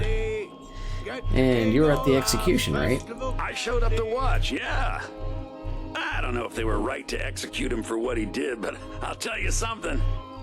It couldn't have happened to a nicer guy. That seems rather harsh. Listen, Rogvir and I grew up together. It was us, a few others, and Vivian. Vivian Onus. I have no idea why, but one day I told Rogvir I liked her. It was a stupid thing to do. He mocked me incessantly after that. From that point forward, every time Vivian and I were anywhere close to each other, he made sure to humiliate me. He'd beat me up, dump meat on my head, anything he could get away with. Once he even slipped a beehive into my bed. We were children, sure, but Rogvir never outgrew that immaturity or his cruelty. So any talk about him being an honorable Nord? Pure folly. General Kenobi. Hello, Lazy June. I was done talking anyway. Anyway, yeah, this guy's an interesting character. He's got history with Rogvir. Then we've got these guys doing their things. And let's talk to you. Thank you so much. The festival has really increased my sales. Giving away spiced wine, eh? Just one bottle per customer, except for the woman who saved the festival. Here's a couple of bottles for you. Hell yeah! And to celebrate the festival, let's eat all our shit that we got. So let's eat the meat pie and drink some of that spiced wine. Fuck it, we'll drink a double. I'll keep the one though. Meat pies! Try one for free, come back for more! Get your meat pies. Alright, now is there anyone... So there's 3 people I have to talk to pick up the quests. I believe Yorn is May the one. gods watch over your battles, friend. Or maybe he's not. You seem proud to be a bard though. And why wouldn't I be? We sing tales of kings, queens, and their politics, 'tis true. But do you know who really makes history? The person who writes it. True. Anytime, Come on, friend. light the fire. I believe the people might be inside. Thanks for convincing Elisif to put this on again. Your teacher says you are awful. I thought the festival wasn't happening this year. Best batch of spiced wine I ever had. Burn the king! Hell yeah, burn the king. So nice to get this break from my cleaning duties. Okay, Ooh, you're Pantea. Congratulations on getting the festival restored. Okay, seems like you don't want to give me a quest just yet. Okay, in that case, well, there's something else we can do while we wait for the festival to be over, and I'll be able to get my quest from them. So first... Oh. You see the court wizard heading up to Solitude Castle, Castle Dower. What are you doing up here this late at night? Like, we've heard rumors that she'll basically, like, go into the dungeon and feed on prisoners. But I don't think we've ever actually witnessed. But whatever it is, she's going somewhere tonight.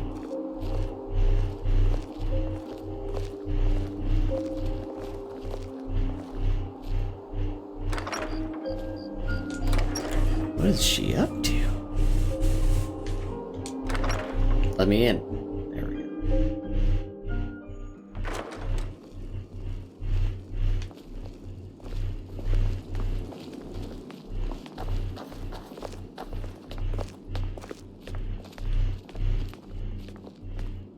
I'm telling you, Ulfric's planning an attack on Whiterun.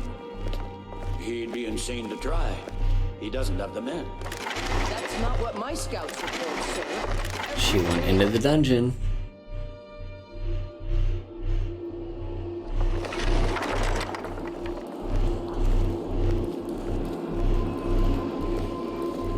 And I believe we actually have a quest that we can pick up from the headsman. Vampire hunters or something. The old fort near Riften. So might as well do that while we're here, but first... God, I cannot see shit. It's so good to see you again. Just keep doing what you're doing, don't mind me. With the Stormcloaks. Dogs will never break my will. Never.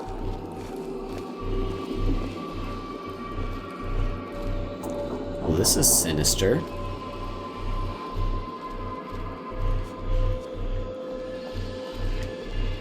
So we're not gonna actually see her torture anyone, but she does come down here into this room with a dead prisoner in a cage. She's got, you know, a torture rack, another empty cage, several embalming tools. Oh my. This is a creepy place for you to be. Very creepy. Okay, well, let's see if we can't find the headsman, though, because I know he's got a quest for us. Try here. You're the one who gave Thalmor a black eye. You know how to pick your enemies, don't you? I did. What did I do to give him a black eye?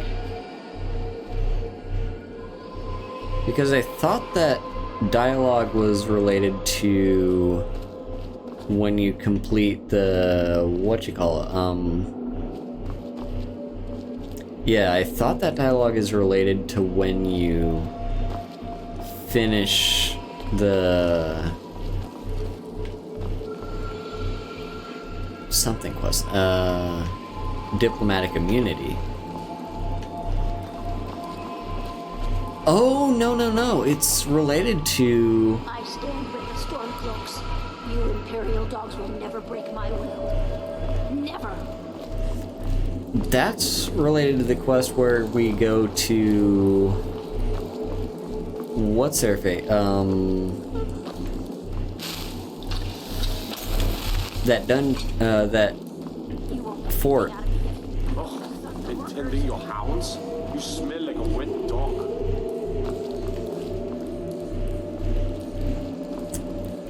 I'm just kind of exploring the dungeon at this point.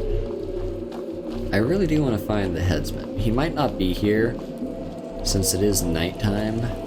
Solitude wouldn't be the same without the fire festival. City owes you a debt of gratitude. That's nice. Oh, here she is, doing some adjustments to her torture rack.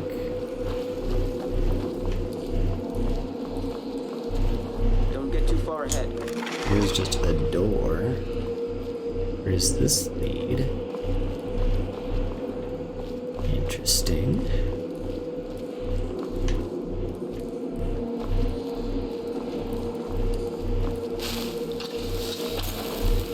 Back out to the castle. Yeah, I don't think the headsman is here, at least not this time of night. We do want to talk to him at some point, because I'm fairly certain he's got a quest for us. I can't remember what the quest is. I think it's he might have some bandits that he wants us to kill. Ulfric's planning an attack on Whiterun. He'd be insane to try. He doesn't have the men. That's not what my scouts We'll listen to that report, sir. conversation at some point. Also, while we're here, up at the castle, we've got this guy. Ask Aldous to do a thing. So we will do that. Captain Aldous, where are I'm you? telling you, Ulfric's planning an attack on Whiterun. He'd be insane to try.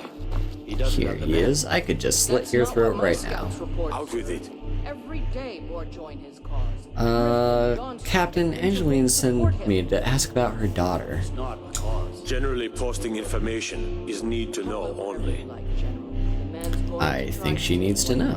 I've been trying to find the time and place to let her know. Her daughter was sent to Whiterun. The skirmishes there have been violent. The Whiterun legate, he needed to know the Stormcloak positions. If he wants to stand out. He sent out a party to scout the area. They happened upon a large force. I'm told none of them made it back. You people. Private Morard, Angela's daughter, was in that scouting party. She needs to be told. To accept help he hasn't asked for. If Ulfric's making a move for Whiterun, then we need to be there to stop him.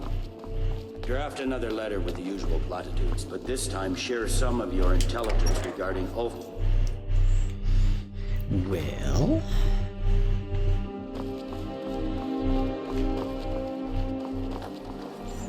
I guess we can tell Angeline this news in the middle of the night. Nope, we can't. The door's locked. Well, there's not really much to do, so I guess we'll just wait for her to open, and then by then the burning should be over so we can talk to the bards and pick up those quests. Alright, Angeline, sorry to say your daughter is Let me know if dead. you see anything you like.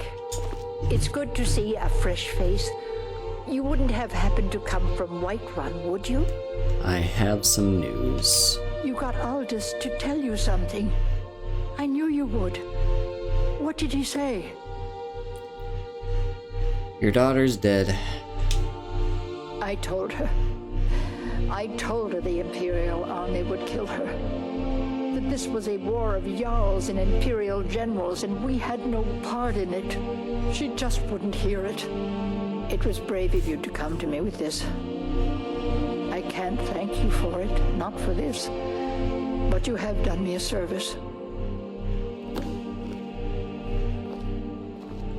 Wait, do we not get anything for that? I mean, like, I guess because she's not happy about the news, but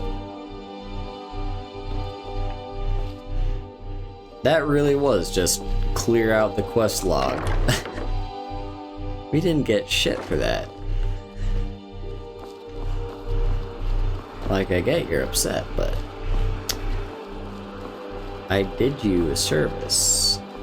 And usually, money can be exchange for goods and services. Unless she gave us a down payment. I don't think she did, though. Anyway, also I've got... What is this?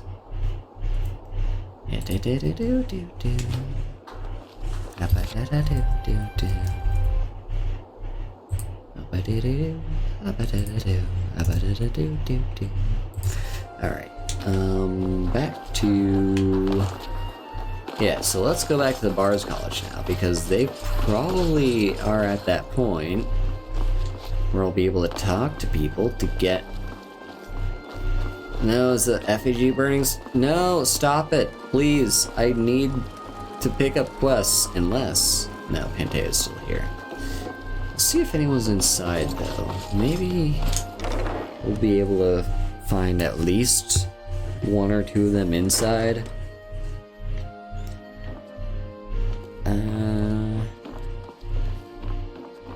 So the three people we need to talk to are these three bedrooms. There's Gerard. They actually found it. What do they find?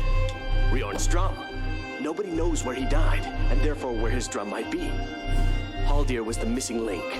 Riorn entered Haldir's cairn in secret and presumably died there. Now all I need to do is find someone to get it. Wait, you could do it. I need you to get me that drum. Who's Riorn and why do you want his drum? You're joking, right? Riorn, only the most famous battle drummer of the Second Age? Well, famous among bards at least. That drum has been in half a dozen famous battles. It's a priceless artifact. Riorn was always looking for new stories to tell. It seems he was writing a lay about Haldir when he vanished. That was the missing clue. Cool. I suppose I should return to my papers. So we know where Riorn's drum is now. We can do that quest. I believe Haldir's cairn... Out of the way, Eric. Out of the way. I believe Haldir's cairn is... the one where... Oh, come on. Buddy. Excuse me. Excuse me. Excuse me. Excuse me. Excuse me. Excuse me. Buddy. Buddy. I don't normally do this, but it'll be funny as shit.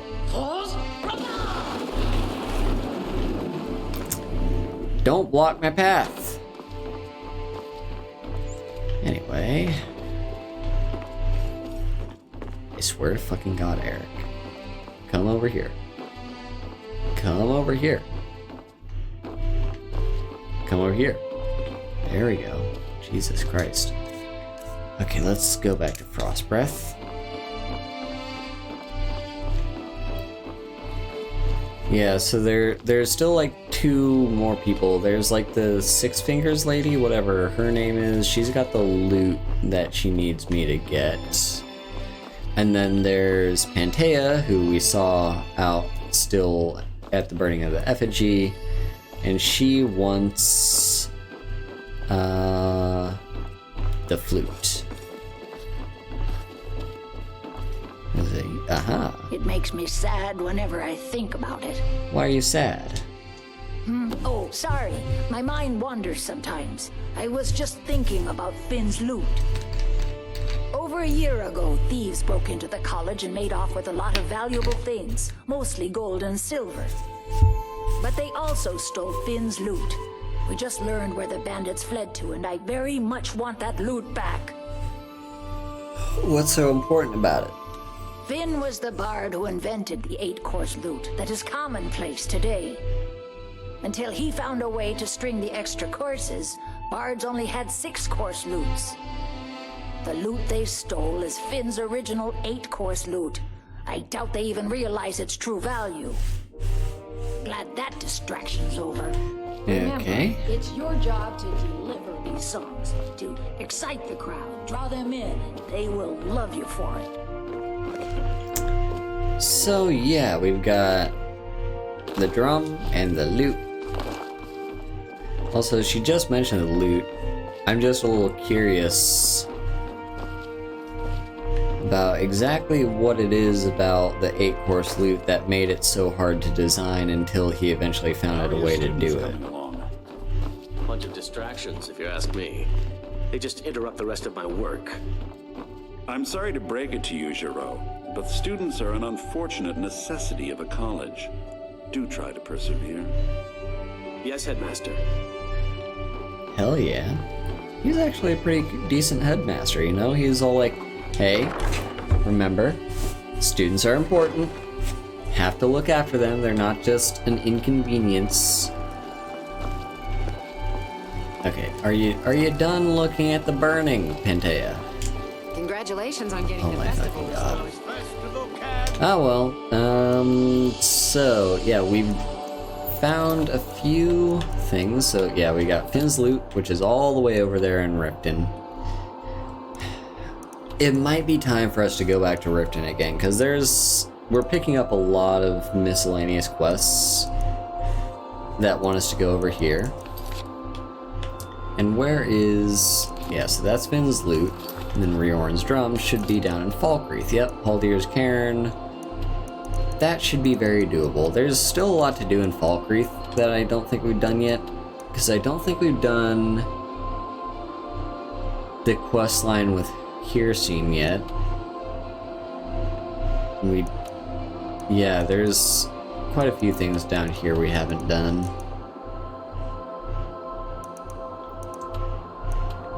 So... and yeah, Pentea is not going to talk to us. I wonder where her loot is. Because those two locations that I just pointed out were the only two that I can remember off the top of my head. I can't remember where the third one is. Is there something else I was going to do? I was going to go back to my house in Whiterun and just stow away all the loot I have that's weighing me down. And yeah, I'm not sure what to do about the gauntlets because... so it might be good for us to equip them and enchant them and improve them and whatnot, but I don't think we'll be able to, like... I don't think we'll be able to get them to be as good as Ebony because we don't have the perk yet. Honor to you, my Thane. So, yeah, I'm not sure. Let's get to storing. So, there's a Blade of Hjalmarch. I'm also gonna store Dawnbreaker, because that's weighing us down. I'll keep the Wabbajack, though. It's 10 pounds, but there's some times when it comes up. Yeah, we'll store these gauntlets. I'll keep these on just because I don't feel like coming back to Whiterun every single individual time I decide to do some smithing. I will drop these off. I'll keep that as well. Potion-wise, we're good. We've probably got, like, yeah... oh yeah, definitely. Dragon Bones can go. That'll free us a lot of weight. We also don't need... we do need that claw, apparently, but we don't need these ones, I don't think.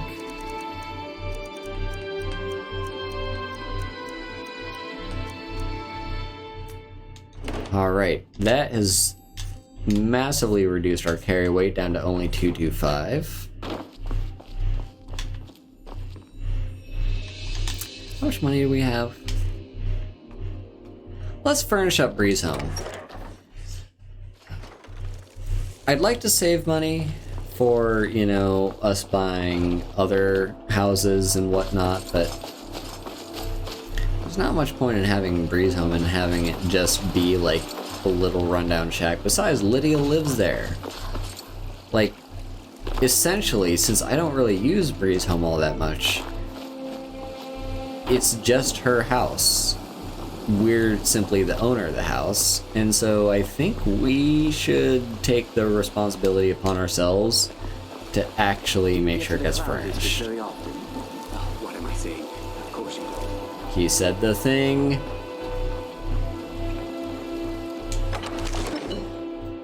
So into Dragon's Reach, gonna talk to... what's his name? Like Penidus? Preventus Avenici, that's it. I guess he's gonna be in his bed. It's a little early for that though, okay, no, he's here. Divines bless you. May the ground you walk quake as you pass. Oh. Okay, first I'm gonna do this. And of course, now, what would you like to purchase? Very well. Is there anything else you'd like to purchase? Very well. Is there anything else you'd like to purchase? Very well. Is there anything else you'd like to purchase? Very well. Is there anything else you'd like to purchase? Very well. Is there anything else you'd like to purchase? Very well.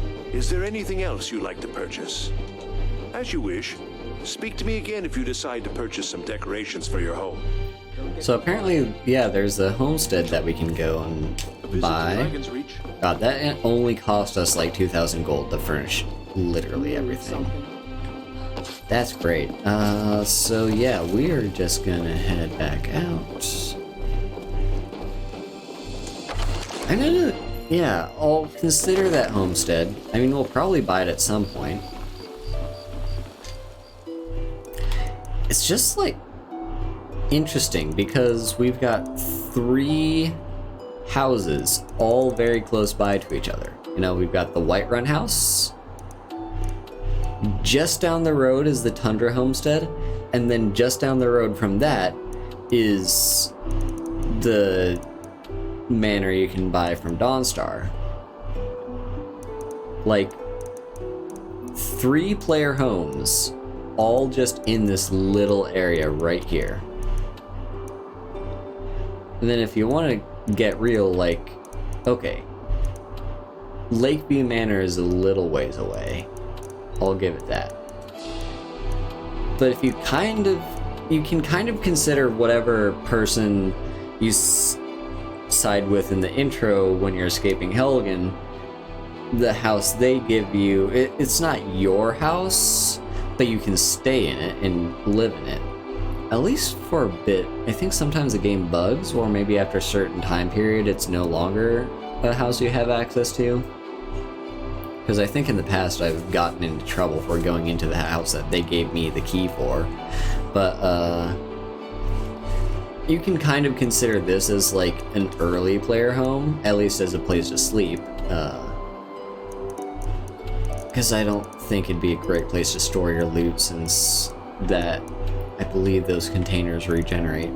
But essentially we have 1, 2, 3, 4, 5. 5 houses, all just like down the road from each other. It's very interesting. Anyway, so we just came to Whiterun to store this shit. Let's go back to Solitude so we can talk to Pantea. She should be done with her whole deal with trying to celebrate the burning of the effigy.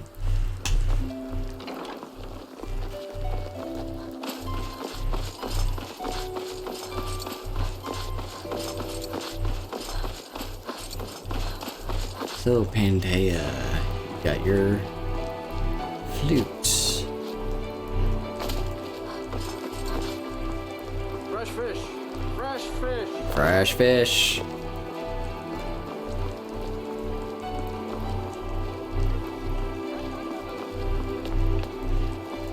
Yep, the effigy burning is done, but we still get to see like the broken crown and the burned corpse? I'm not really sure what to think of that exactly. It's not really a corpse per se, but yeah. Yeah, so let's talk to... Where's Pantea?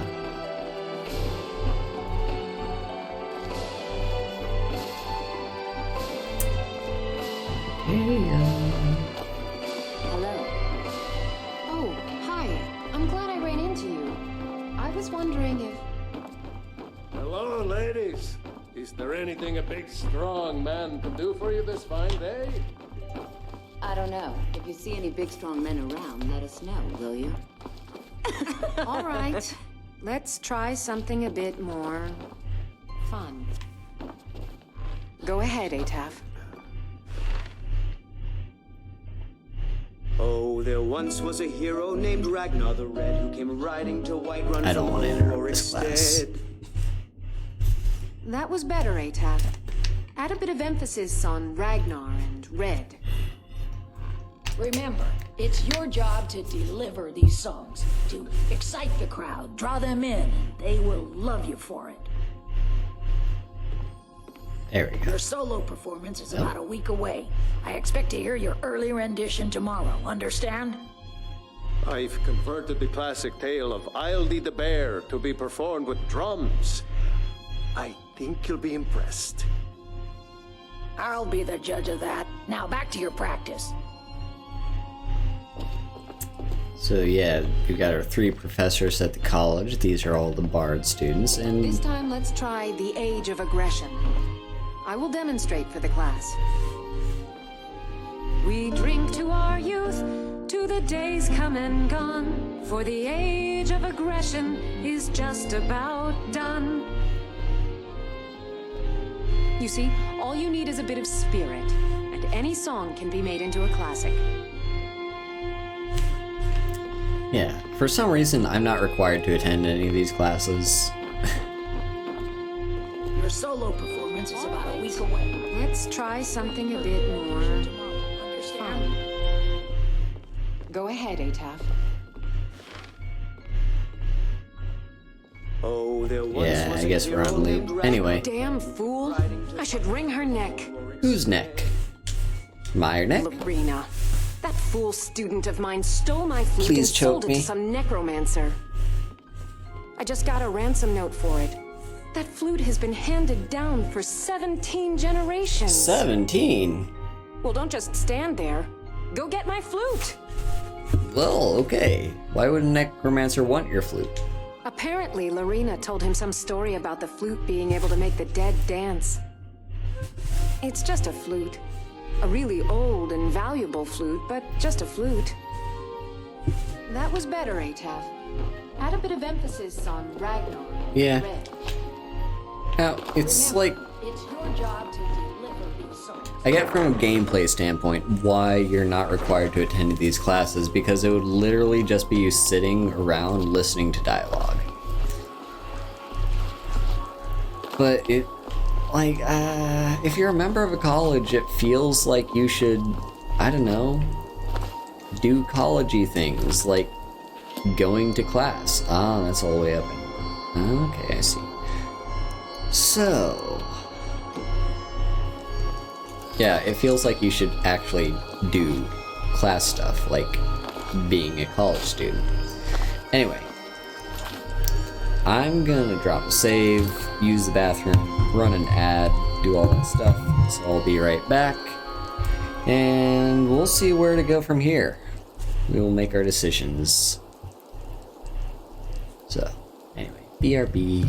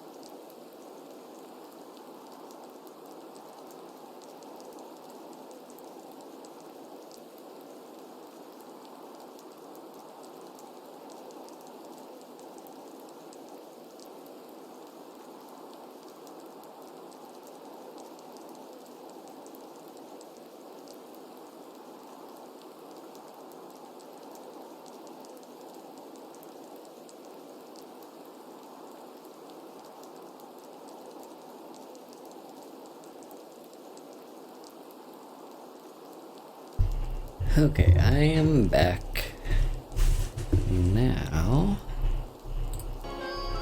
Let's go back to the game. So, what exactly is our plan? So, there's like a couple things we could do. We could start diplomatic immunity. The thing is that quest takes a while, and I don't want to go on for too much longer because I do want to get lunch soon.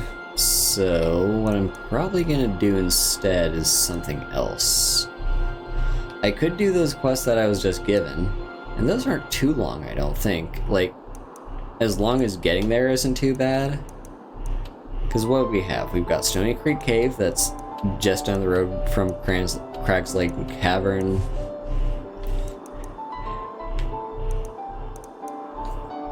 And normally I'd like to make the journey all the way on foot, like from Riften or whatever. But it's not that far from a place that we've already been, so we might just fast travel there. Kinda same deal with Haldir's Cairn. Now this one's a little bit different because we've got, like, if we go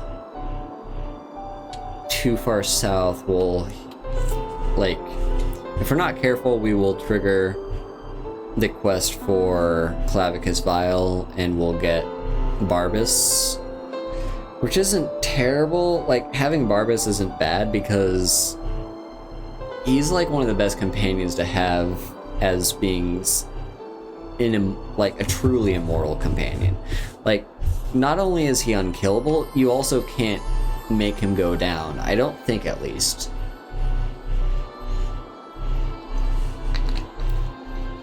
Because normal, like, human NPCs, like the people, they, even if they are immortal, most of them will, like, go down into their bleeding out state, and then they'll get back up.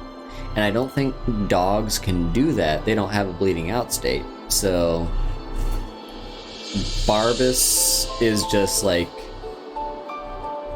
a death machine. Like, he will always, like, given enough time, he can clear out an entire dungeon on his own. But having a dog companion gets very annoying because they will just bark continuously over and over. And also, they aren't very good at blocking up. Like, they're the worst companions when it comes to blocking up doorways. So I'm not sure if we want to trigger Barbas yet or not. And, oh, hang on, what's this? Runoff Caverns. And then up here, Hobbs Fall Cave.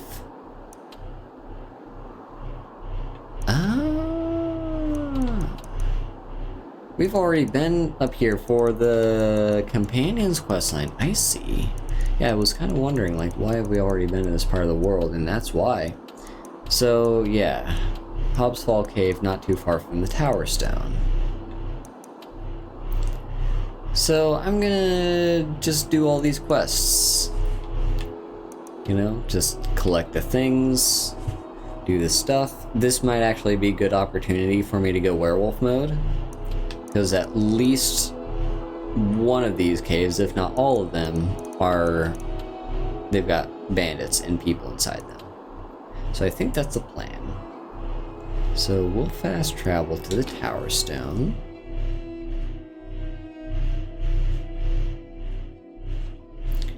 Try to work our way to getting to the flute. So what's the Tower Stone again? What does it do? Automatically unlock expert or lower. Yeah, that's not very good. It might be convenient to a certain degree, but it's... Oh shit, oh shit, oh shit!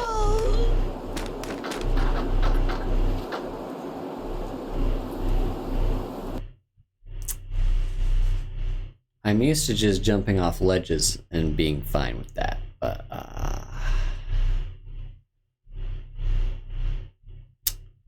that was a steeper drop than I expected. Alright, we'll try this again. So, yeah,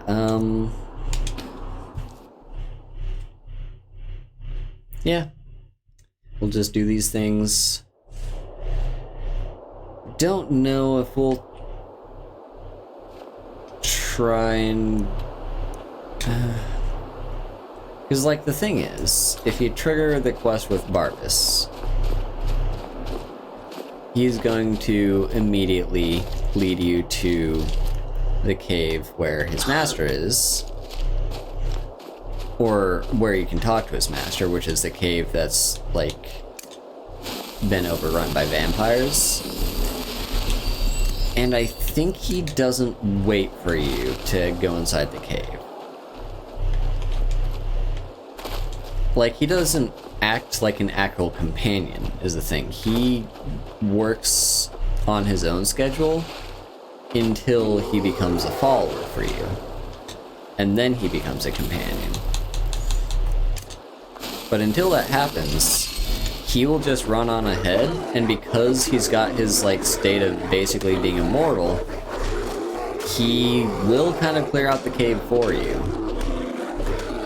Which is a double-edged sword, because on one hand, not having to worry about clearing out the cave on your own is not, like, it's great to have that help, especially since you're going up against vampires.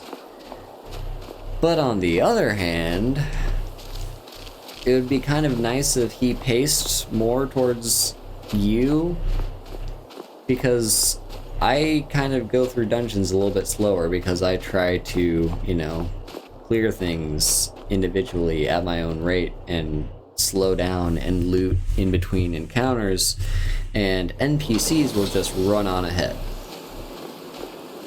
Anyway, Hobbs Fall Cave. I don't think any of these caves are... Yep, okay, I'm remembering what this place is. So yeah, we've got necromancers. So what I'm probably gonna do... How deep is this cave?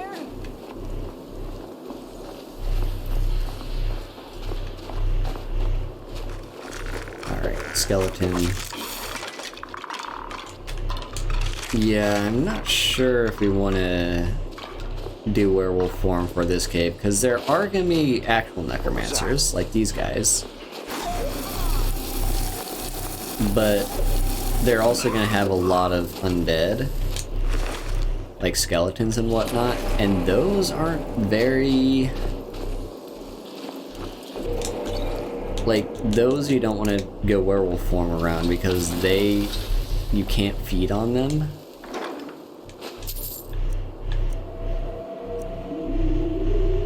Spectre.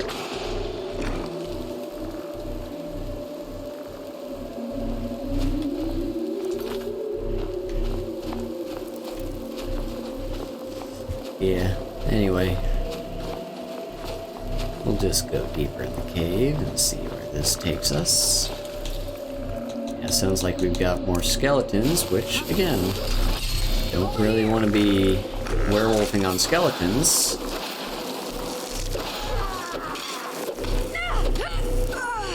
You're being a bit annoying with your ice spikes. Greater Soul Gem. That's gonna be good for enchanting. It's not a Grand Soul Gem, but it'll still be good on like a necklace or something. Alright. What else we got? Let's do more healing. Healing really is like one of the slowest skills to level up in the game. It's insane. Anyway.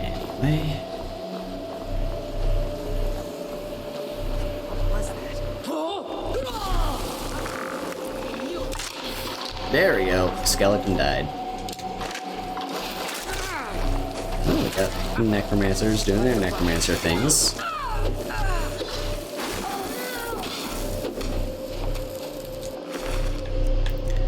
Now, it's kind of interesting. Like,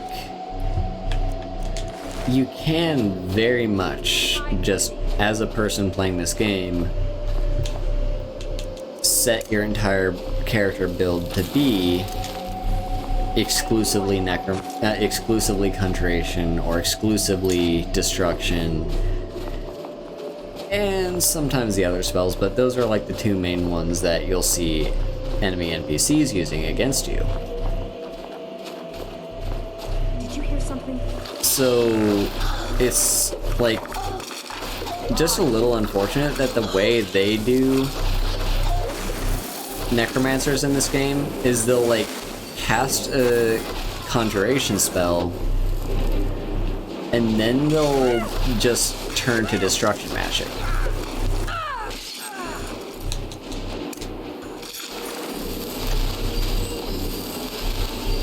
Which isn't saying that's not a valid way of making your magical NPCs use their magic skills, because it is 100% valid to be a conjuration character who conjures something and then uses destruction magic as your main form of like personal DPS. I do think it's just still like a bit of a shame that this is the only way that we see any necromancers actually doing necromancy stuff, is they just like conjure one thing and then they just go into full-on destruction mode. So got chest.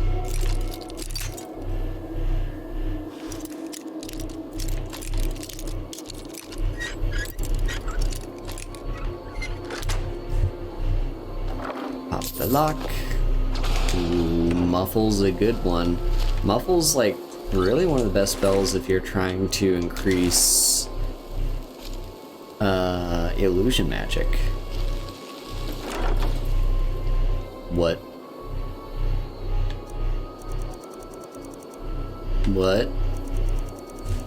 How long has this been here? Ancient tomes, huh? So absorbs 8 points of health per second from the target for 3 seconds. An elemental explosion for 40 points of fire damage, 40 points of shock, and half as much stamina damage. Elemental bolt does that but 40 points. Elemental burst does that but 30 points. And elemental flare, that for 15. And we got Fenric's Welcome. Caster becomes invisible and can open locks with level expert and below for 5 seconds. Activating an object or attacking will break the spell. That's a great spell for a thief, oh my god.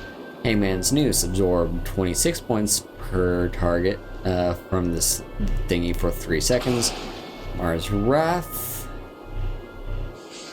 For 30 seconds, opponents in melee range take 16 points of fire damage per second. Undead up to level 26 flee. Ornum's Aquatic Escape. Invisible. Activating an object will break the spell. Can breathe water for 15 seconds and improve night vision. Paralysis Rune. Cast on a nearby surface, it explodes, immobilizing them for 8 seconds. Pride of Hearsting summons a bear for 60 seconds wherever the caster is pointing. Resist 50% of frost damage for 60 seconds, and health regenerates 50% faster. Strangulation. Touch of Death. Okay, it's annoying to me. If I were a person to make this mod, it makes kind of sense that this is destruction magic, but like I don't know. I personally categorize health draining stuff as a thing that goes into restoration, but I guess it is kind of against the philosophy of the restoration school to do that, so I guess that makes sense, but still, it'd be nice to have a restoration spell that damages. Unbound Flames. Stream of long-distance fireballs in an arc. Impact creates a wall of fire that does 50 points per second. Wow. And same for freezing and storms. Holy shit. Well, we found that. It's not what we came here for, but holy shit. Those are some good spells. Sadly, we won't be using any of them, because most of them are offensive.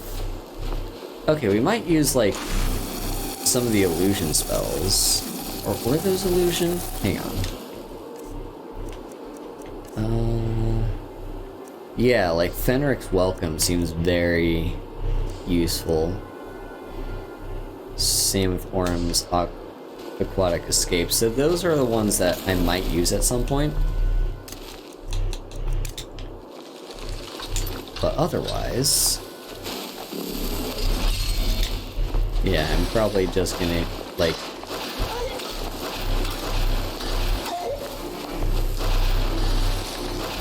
not really use any of those.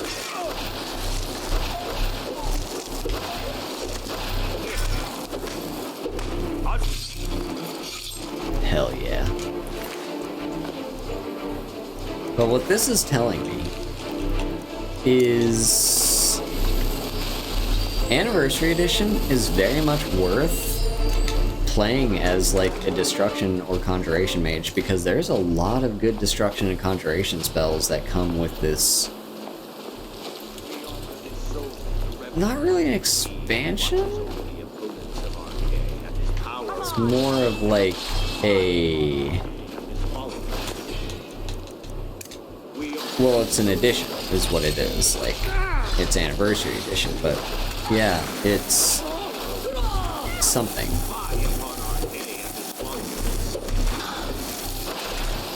Anyway. Ooh, you are actually gonna kill me. I need...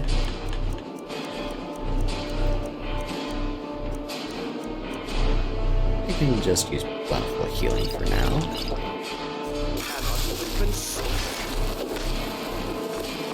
I need to clear out that weight anyway. This is the end for you.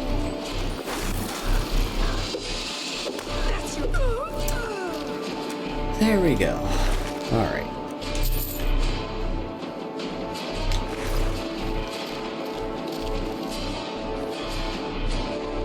Is that a filled black soul gem? No, it's an empty one. Damn. Black soul gems are great though. Anyway.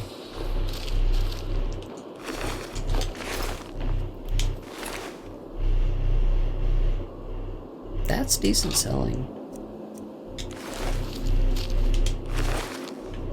Ooh, you have an ice spike right through the face. And it must have been one of your companions, because it sure as hell wasn't me or... hang on, you don't happen to have an ice staff, do you? How can I help? Yeah, it wasn't you either. Lead on.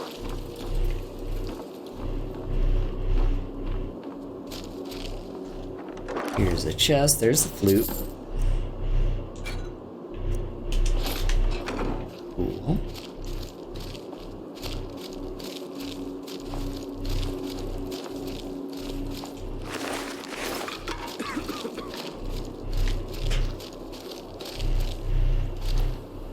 And I guess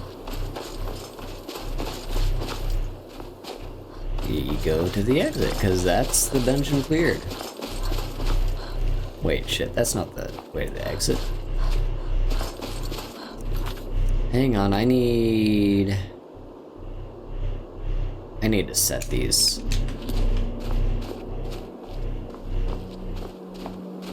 That's gonna tell me where the exit is.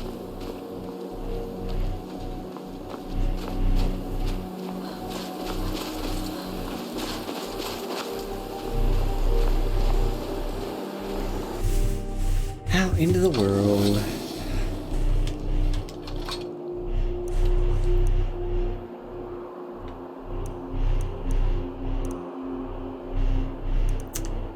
So now, there we go.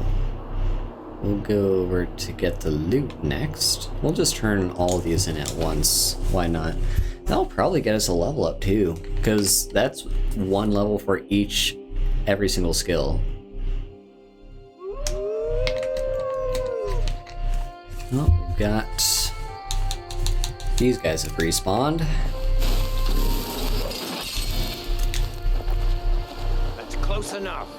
Is it though? Now, Is ain't it? this a surprise? Ooh, there's a dragon as well. What kind are you, friend? You're an elder dragon. Was not expecting an elder dragon. Also, these pit wolves don't seem to realize that their cage is not locked. Are you gonna land anytime?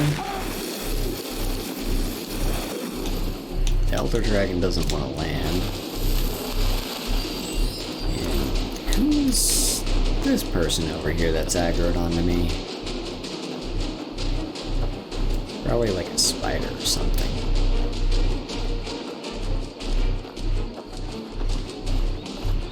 Ah, it's a wolf. I'm just wanting the dragon to land.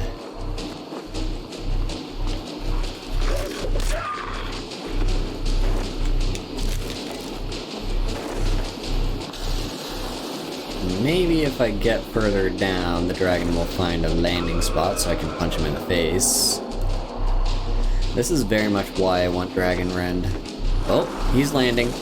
Alright, let's get in. Punch him in the face. Or the tail, I guess.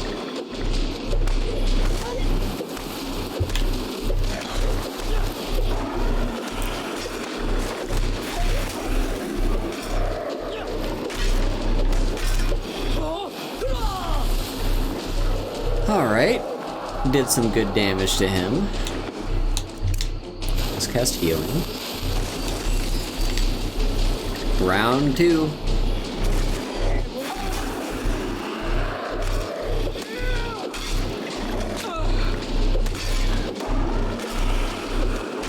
He's not taking off. I didn't hear no bell. I didn't hear no bell. I didn't hear no bell. He's also out of range of my punches. Like, for whatever reason, his hitbox was stopping me from getting any closer, even though I wasn't landing any hits. Anyway, let me get your stuff. That's some decent loot. Nom nom nom nom nom.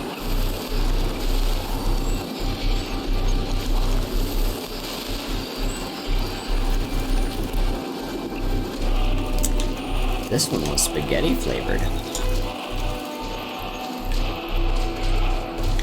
Alright, the main reason we came out here was for this cave. Ooh, hang on, hang on. Iron ore. Iron ore is good. Iron ore can be converted and crafted.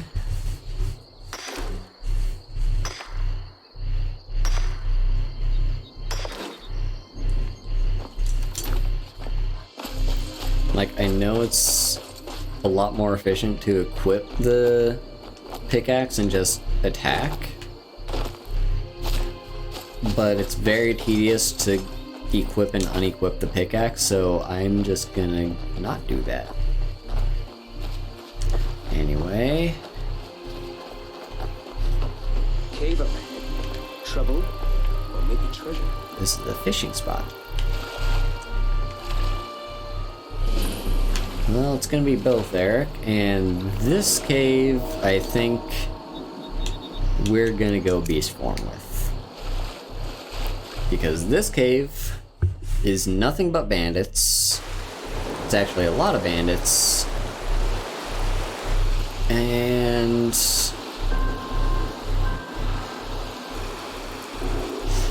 I'm gonna tell Eric to stay. Hey, friend. I'll be right here. Be careful now. Just, it's like, because I know using my roar will try to affect him, and it may not be successful, but I don't want to accidentally aggro him, and also I don't want him stealing my kills either. I guess it doesn't matter too much, but yeah. Also, we can see a lot of gas going on. Alright, let's go werewolf form here.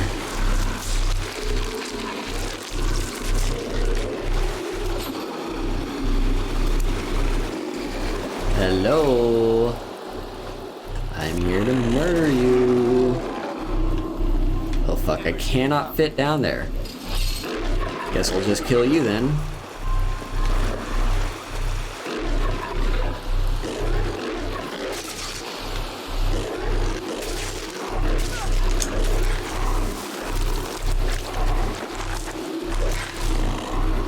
Alright, now you come out. Oh shit.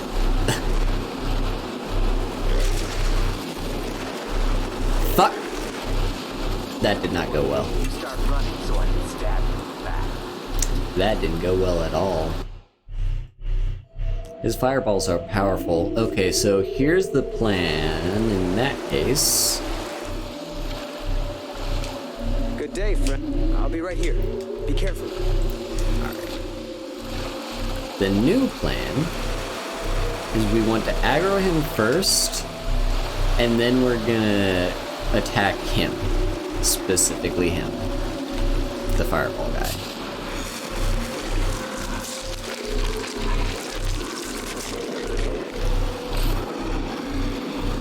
I should be getting more stamina because even though I don't really use it too much when I'm just brawling, What was that? there are a few different ways I use it. Oh, that was amazing.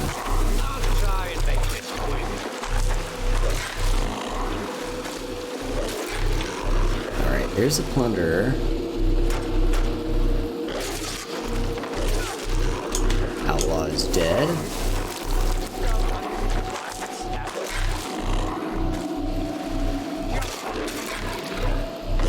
I mean, this guy doesn't want to come out. I think he's a marauder? So, we'll do that. And you know what? I'm going to drop a save. Hey, buddy. Buddy, buddy, buddy. I'm here to eat you. Oh, here we go. Wait, no. Bad time to get lost. There he goes. Oh, he did not like getting torn up by a werewolf. Tear your limbs off of you. Alright, I can't see shit. Werewolves should have night vision. Do I have a perk? I don't.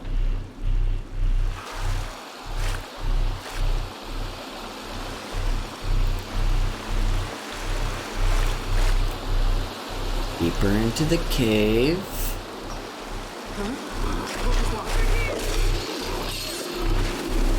Take out the mage. And one of you left. Oh, you're the chief.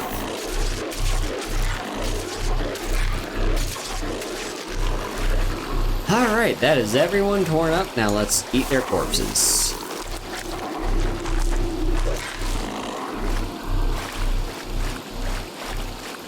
I don't really care for extending my bloodlust. I'm just here to get the perks.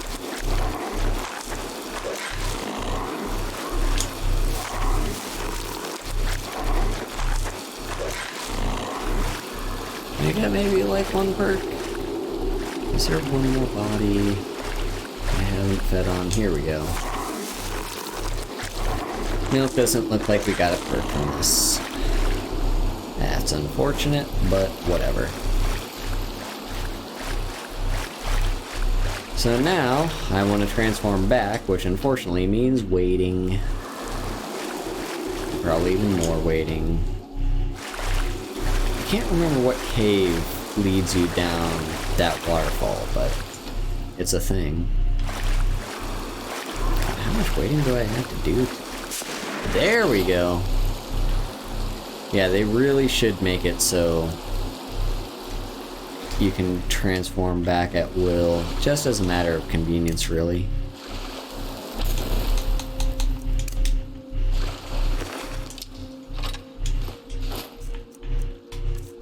Like, if you can I can understand if you... There's a bliss bug. I can kind of understand if there's a scenario where you can't, like, if you can't control whether or not you transform, I can kind of understand why they would do that. Like, make it so you don't have a way to transform back at will. But if you can, Ooh. Randomly applies Frost, Demoralize, Frenzy, Drain Magic, and Paralyze.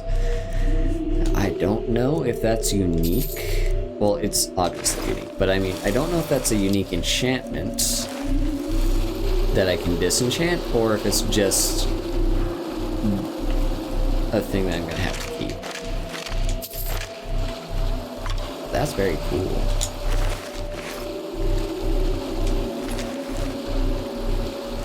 But yeah, if you can control whether or not you transform into a werewolf, you should be able to control whether or not you can transform out of one.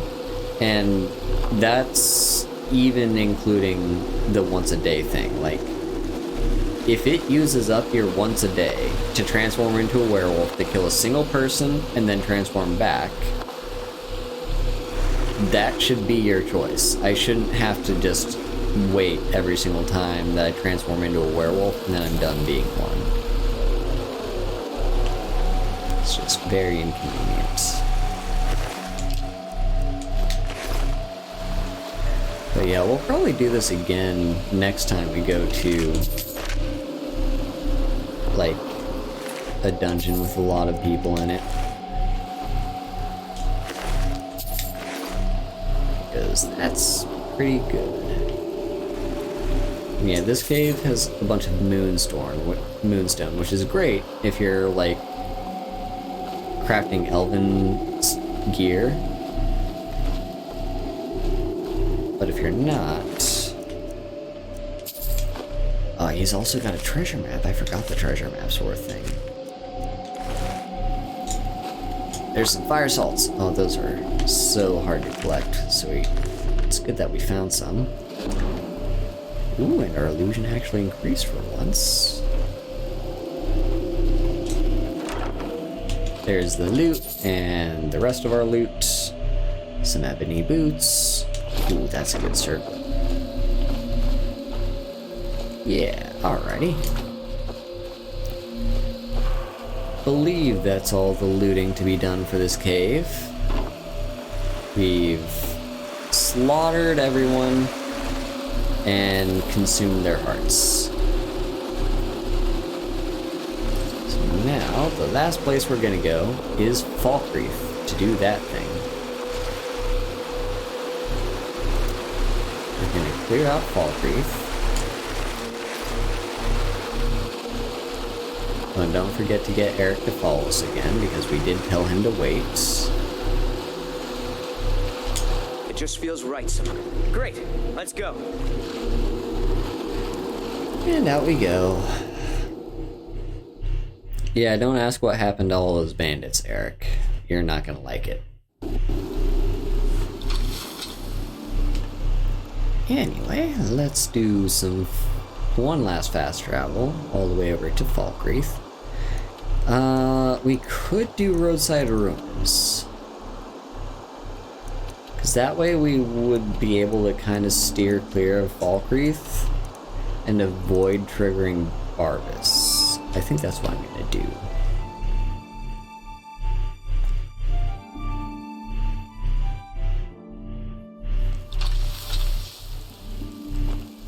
It's possible whatever here is respawned. Yep, seems like it has. But I wonder if that means the loot has respawned as well.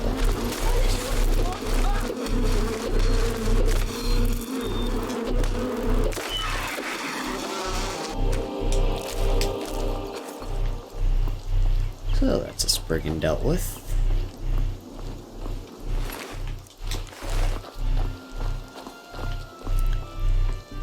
Maybe the loot has respawned. It has. Nice. Nothing really good, but hey, loot is loot. There's also this thingy, which may or may not be quest associated. I'm not actually sure.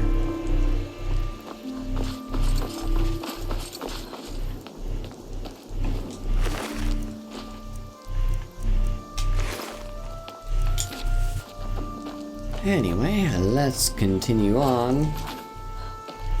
one last cave to go. This will be no, we just did Finsloot. This will be Riorn's Drum. Yeah, Riorn's Drum. And once that's done, we can turn these quests in and get some nice bonuses. I think we go this way.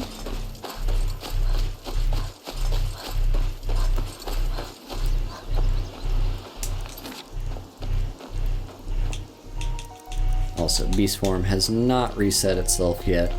We could wait 24 hours and force it to reset, but that feels more like cheating the system to me. It's more of an exploit, because the beast form is supposed to be once a day, exclusively.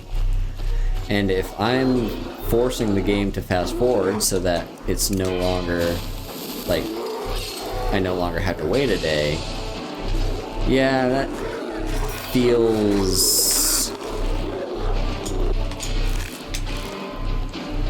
It feels like it lacks integrity to do that.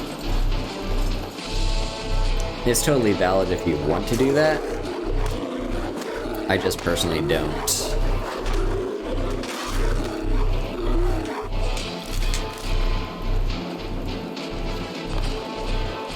Here's a bear cave with some stuff and bears and stuff. Ah, there's an elk as well. But up here we will find the cave that we're trying to get to. This isn't actually the way the road was leading us to. In fact, we could have just followed the road and it would have taken us to Haldir's Cairn anyway. But Haldir's Cairn, here we are. Still no beast form. I think that's fine though, because isn't Haldir's Cairn... This is, I think, a slightly bigger dungeon. I'm fairly certain that Haldir's Cairn, unlike the other dungeon and whatnot, I'm fairly certain Haldir's Cairn is like a bit deeper, so we might be in here for slightly longer than the other two dungeons. I could be wrong.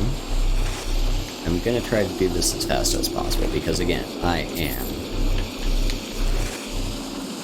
gonna want food soon. I don't think I like where this is going. Don't you now? Don't get too far ahead. Well, let's see what's going on here. Here's the journal and the key. Never thought I'd see the day we were run out of the Knife Point gang. At least the storm should cover our tracks. Vigrod, Rain, and I took shelter in a cave for the night. Looks like there's an old ruin here. At least there are no Draugr around. Vigrod and Rain both want to set up here for a while, maybe do some raiding. They ought to know better. The road's deserted, especially this time of year. Plenty of better places up north. They seem awfully insistent about staying here. Wouldn't even lend a hand when I thought I went out to hunt tonight. Something's wrong. Rain hasn't said a word since she woke up this morning, just keeps staring off into space. Vigrod isn't much better. They sick? Not like any illness I'd ever heard of. I just walk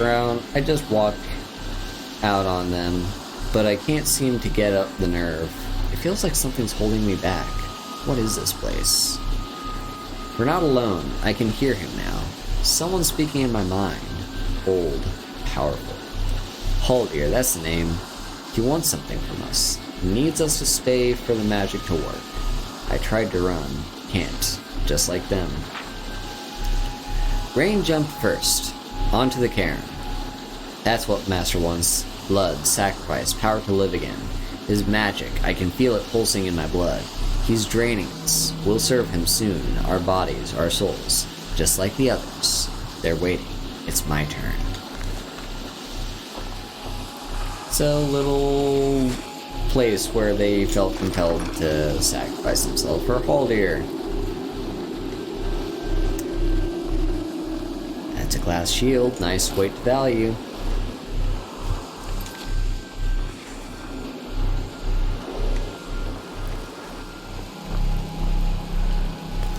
So yeah, what have we got?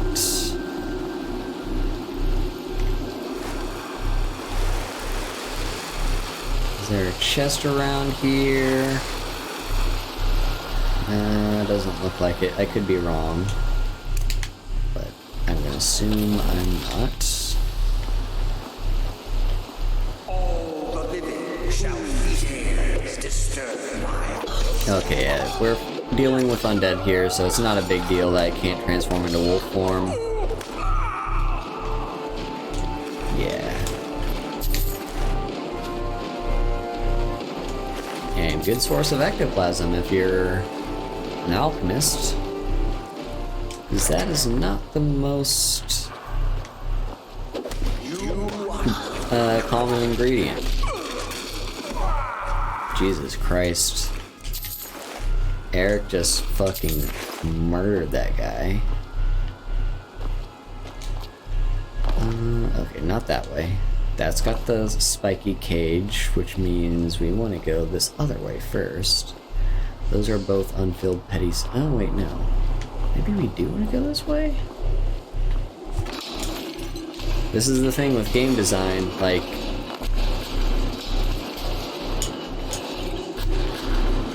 I want to know what the right way to go is. Like, sometimes they have, like, the room leading off specifically to, like, you know, make it harder to know what's the right way to go. And, like, the idea is you're supposed to be, like, caught in a labyrinth and you're supposed to try and find your way out.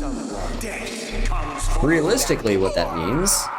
I just killed him before he could even swing his his sword.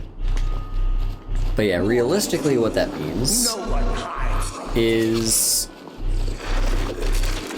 I'm going to try and track down what the right way is to go so that I can intentionally go the wrong way so that I can collect whatever loot might be there. Also, hang on, Eric. I could have sworn I just saw you had an arrow stuck in your ass.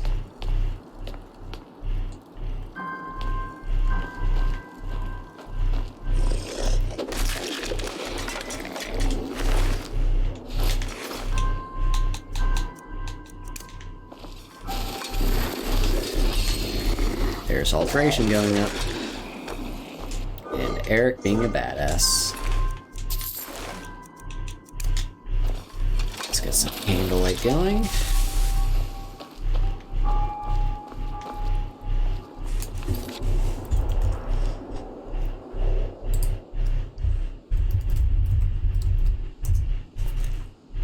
And yeah, what do we got? So there's a lever. Steel shield.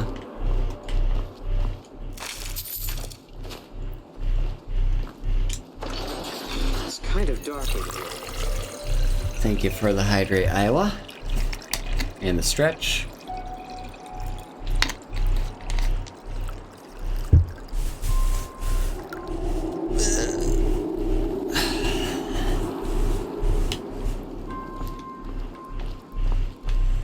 Yeah, we've got this. It's not a super long dungeon, is it? There's a treasure room I want to get access to.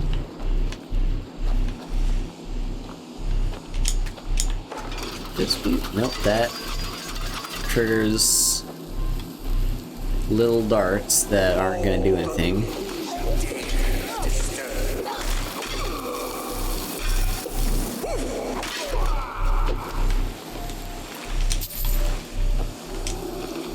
Those darts are really just a nuisance more than anything else. And candlelight. Let's get Eagle, right? Yep, Eagle. And this room is gonna be Snake.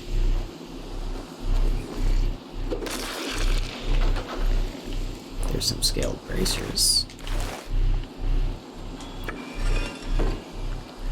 this room as well.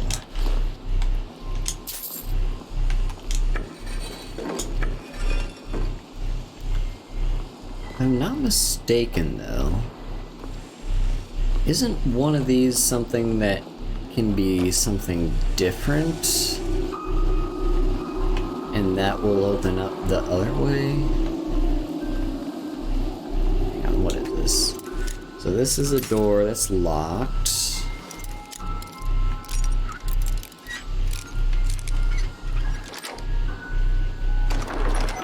Well, there's a chest I wasn't expecting to see. Very valuable elven shield. Not really sure why elven is more valuable than glass, it just is. Because you'd think because it's higher quality, it'd be more valuable, but that doesn't seem to be the case. Alright, let's pull this lever now. Oh, now we got beast form. Doesn't really matter though, because I don't really want to use that with undead. Here's where the treasure was, I believe.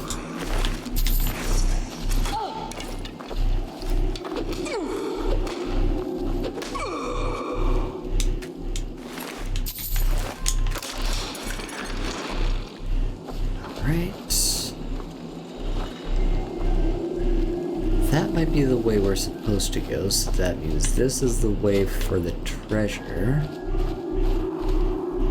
Filled Grand Soul Gem. Ooh, and a trap. Disable that.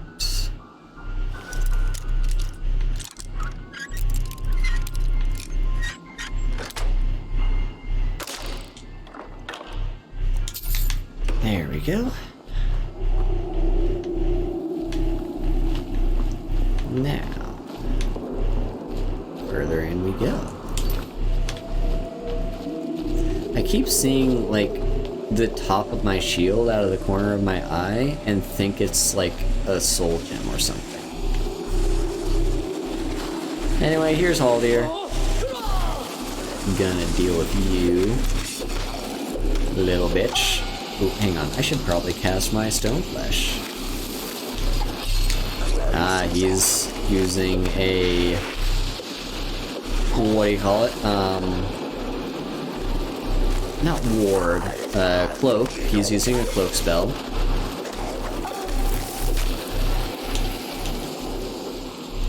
This is fine.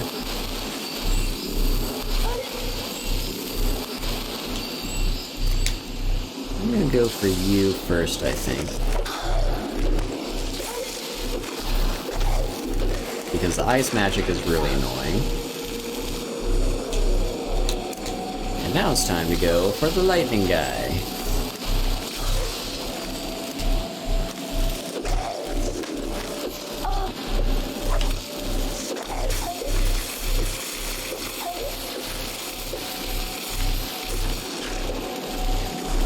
Okay. And now he comes back.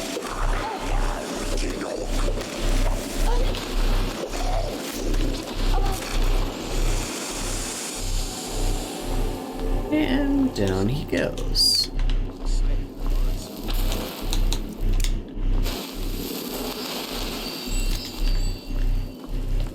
So we've defeated Haldir and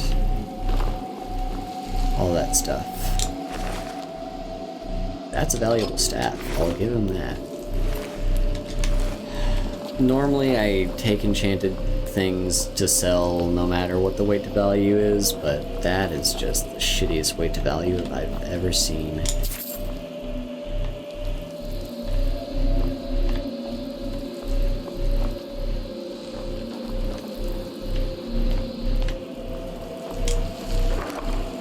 There's the drum. And an amulet to Kinrith. How many of those do I have? I'm now up to 4, so one of them we can sell. No, that's not a filled soul gem. Drop that. Drop it right now.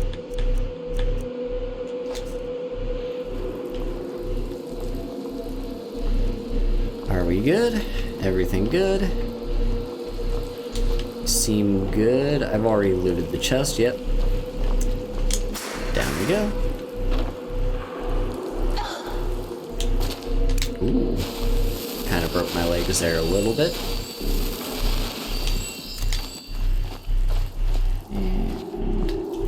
And... come on. No, not beast form. Frost breath. Candlelight. Where's the way out?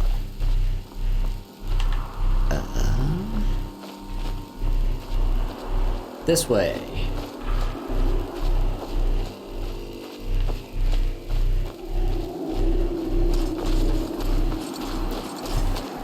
Whew. There we go. That is the dungeon dealt with. Now, let's return to Solitude and turn all these back in. Also want to do a little bit of shopping before we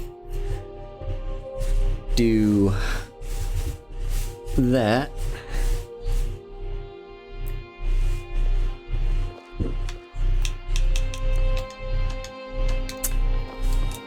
We are 2 hours from the shop's opening though, so I guess I'll turn the quest first. And then we'll do our selling. And then we will call the stream.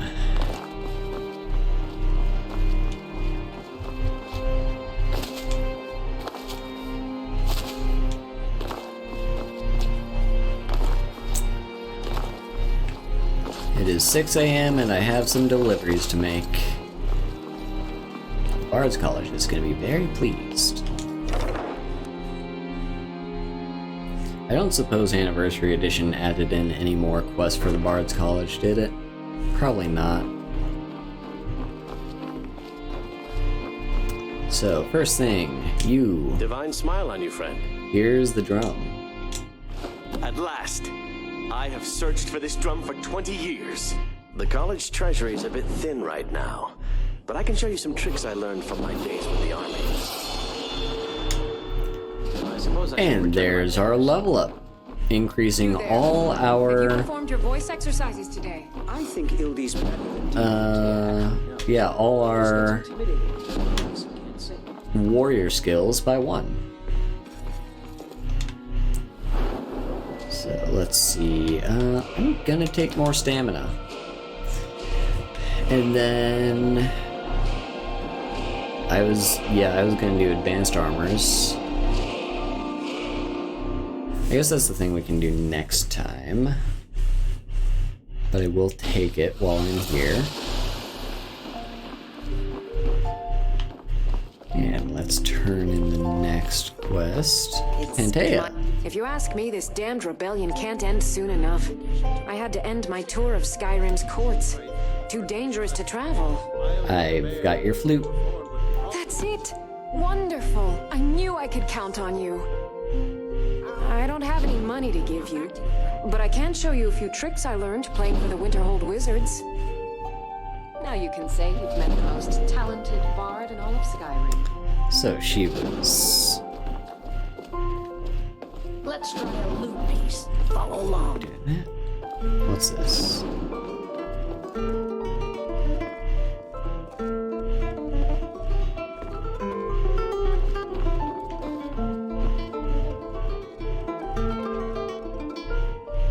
Don't get too far ahead. How are your students coming along? Possibly. Aya is my star pupil. None of You the others try can it, hold a Aya. candle to her. Yes, Dean Inga. Wretched Ildi. Try not to play favorites, Lady Jane. It does a disservice to the whole class. Yes, Headmaster.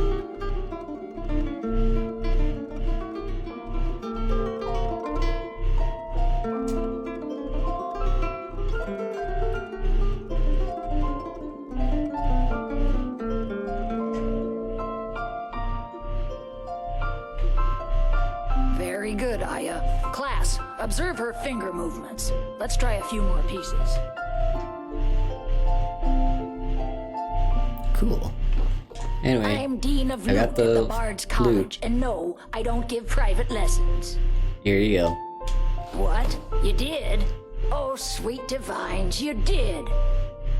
There is no way I can pay you what this loot is worth. but I can teach you a few tricks I've learned over the years. Glad that distraction's over. And she boosts our thief skills.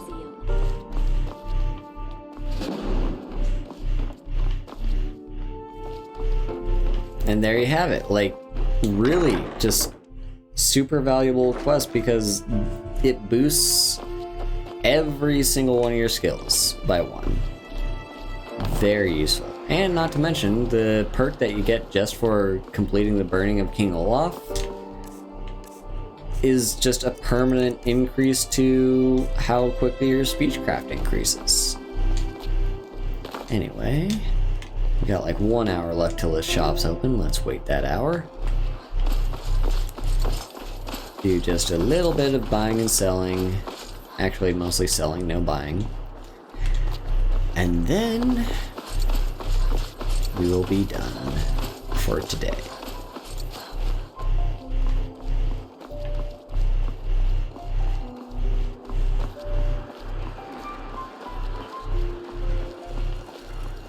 How's everyone doing today? Forming a dawn guard, vampire hunters or something in the old fort near Riften. Might consider. Let me make sure I equip my good stuff for buying and selling. Joining up myself. But yeah, I hope everyone enjoyed the stream. Blades, helmets, pretty much anything to suit your needs. Yeah, Ruin's Edge. I'm gonna keep that. Even if I can't disenchant it.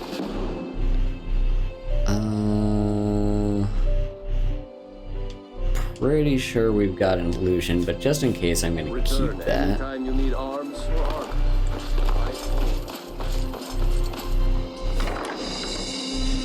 So yeah, I guess as I'm doing this buying and selling, I can kind of start wrapping up. Some might call this junk.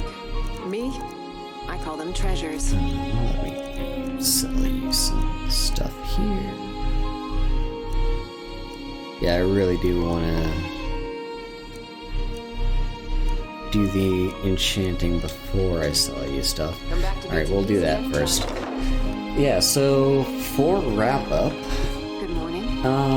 what do I have to say? Well, for me, classes have started again, so I'm gonna be a little bit busier than usual. May not have the energy for streaming like Haru and Chill as much. I can't say for certain. We'll have to see. But it's entirely possible that I'll be streaming less. If so, we'll still have our usual like Wednesday and Sunday streams. So you'll still get whatever I end up doing on Wednesdays. And then my Skyrim. So those will stay. Also next week, Friday Nights returns as Ian will be back off vacation. So we'll be doing more Fire Emblem 3 houses on their channel. And then what else is there to say? I still haven't quite decided what I'm gonna do for Wednesday's stream. Last week I did a set review for MTG. Then let's increase the taxes on the farm. I could do like... Oh wait, I was gonna do some enchanting as well, not just disenchanting. I could do like another MTG stream because we did build that gate deck recently, and it wouldn't be bad for us to give it a go, because I still have no idea how well it's going to play. It will not, I can tell you right now, it will not be good in the meta. It's like probably a pretty shitty deck compared to what most people are playing. However, it might be decent as like a rogue, like fringed jank deck, but that's about as good as it's gonna be, I'm guessing, is just for that purpose. I must protest, my lord. A parade would make you an easy target for a Stormcloak assassin. Where is your wizard? I'd like to sell her stuff. I can see there's no change. Is she still in the dungeon? She might still be in the dungeon. But yeah, I'll have a think about it, because other options are, of course, there's always, oh, there she is. It's so good to see you again. Take care Open of up your shop. Always remember, the world is right. Yeah, I could, as always, do dual links. That's always an option, although I think I did that last week.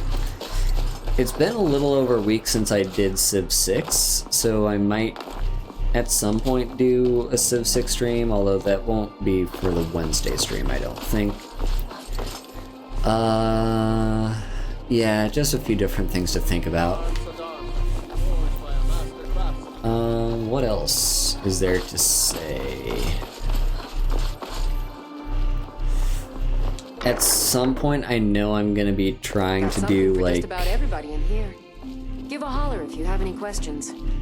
At some point, I'm gonna start hosting my A bit of monthly this and a bit of that. watch-alongs in the Discord, but I don't really know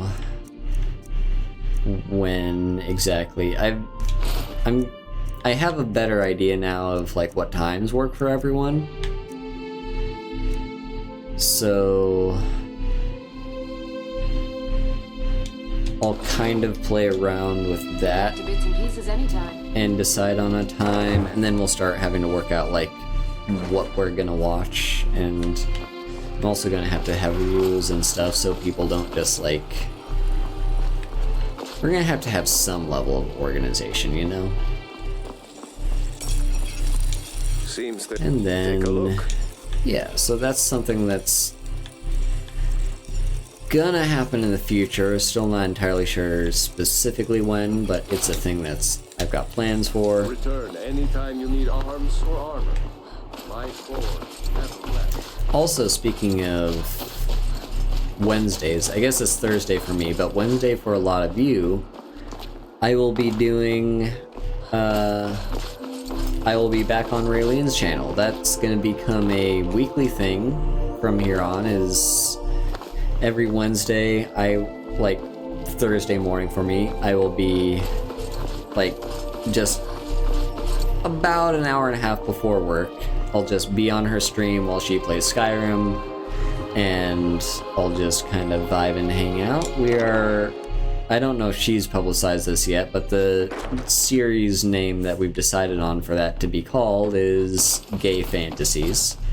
Because I've got Friday nights with Ian, and so we'll have Gay Fantasies with Raylene. And... there she is, she's finally in bed. Be quick. What else is there you wish to to master say? the arcane arts?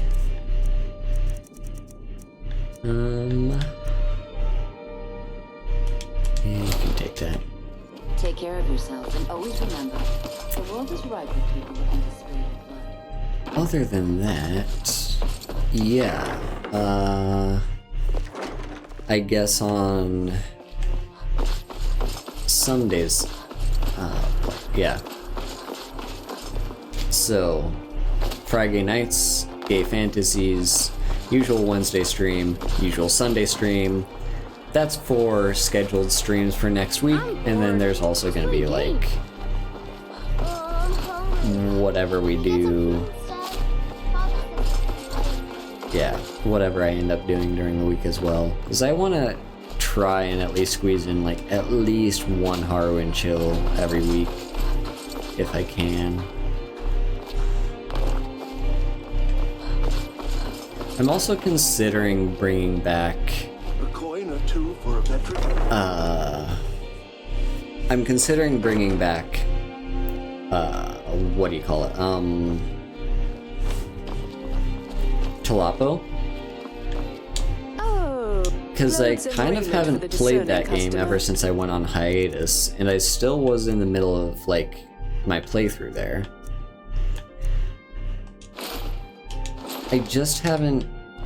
Finally. I just haven't found a lot of time for it because also ever since I went on my one hiatus, I kind of swapped and started focusing a lot more on like Yu-Gi-Oh stuff, which I'm not intending to become a Yu-Gi-Oh content creator. That's just kind of like the direction my interests seem to be headed. So, but that's just stuff to think about. Anyway, that's probably a good place to call it. I've kind of talked about what's coming up next week. General stuff. Down here in the links, right here on my card, you can find all the links for all the ways you can support me. If you want to support me financially, there are two good ways to do that. You can either leave a tip through the Stream Elements link that will actually give me a more direct support, because I believe I get most of, if not all, the cut from a Stream Elements tip. But if that's a little bit inconvenient for you, or if you want to support me more on a monthly basis and have access to certain features, you can also leave a sub. Right now is actually Subtember, so all subs on every single tier are at a discount. So I do urge you, if you do want those emotes, this month is a great month to do that.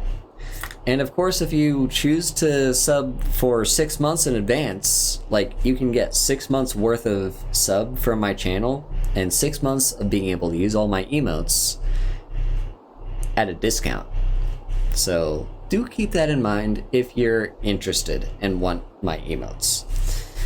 All of that said though, I also have a throne if you would rather less give me certain things and more give me, if you are less interested in giving me money and more interested in, like, you want to get me a specific certain thing, you can do that on Throne. And as for what else, yeah, you can find my Discord, my Twitter, my YouTube, where I upload a bunch of content, and all that good stuff right there in the card. I need to find who we're gonna raid. Who's gonna be a raid target exactly? But yeah. What else is there to say? Well, I mean, whoever we end up raiding right here in chat is our raid message. Haru Hugs, which you can copy and paste when you get there. And if you're subbed to me, you can have that emote as well. So who'd be a good person to raid, I wonder? There's a few good options. I'm thinking maybe Rar Nix.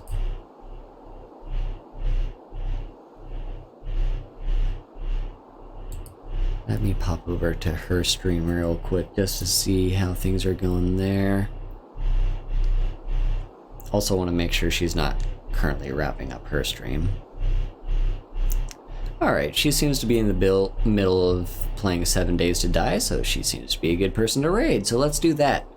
We'll send our love to Rar Nix. Remember that raid message. Remember, next time I stream will be on Wednesday, Tuesday for a lot of you, and it's also entirely possible that I'll do a Friday, not Friday night, that I'll do a Haru and Chill before then. So always keep an eye, and you can always hit the notification bell if you want to be notified when I go live.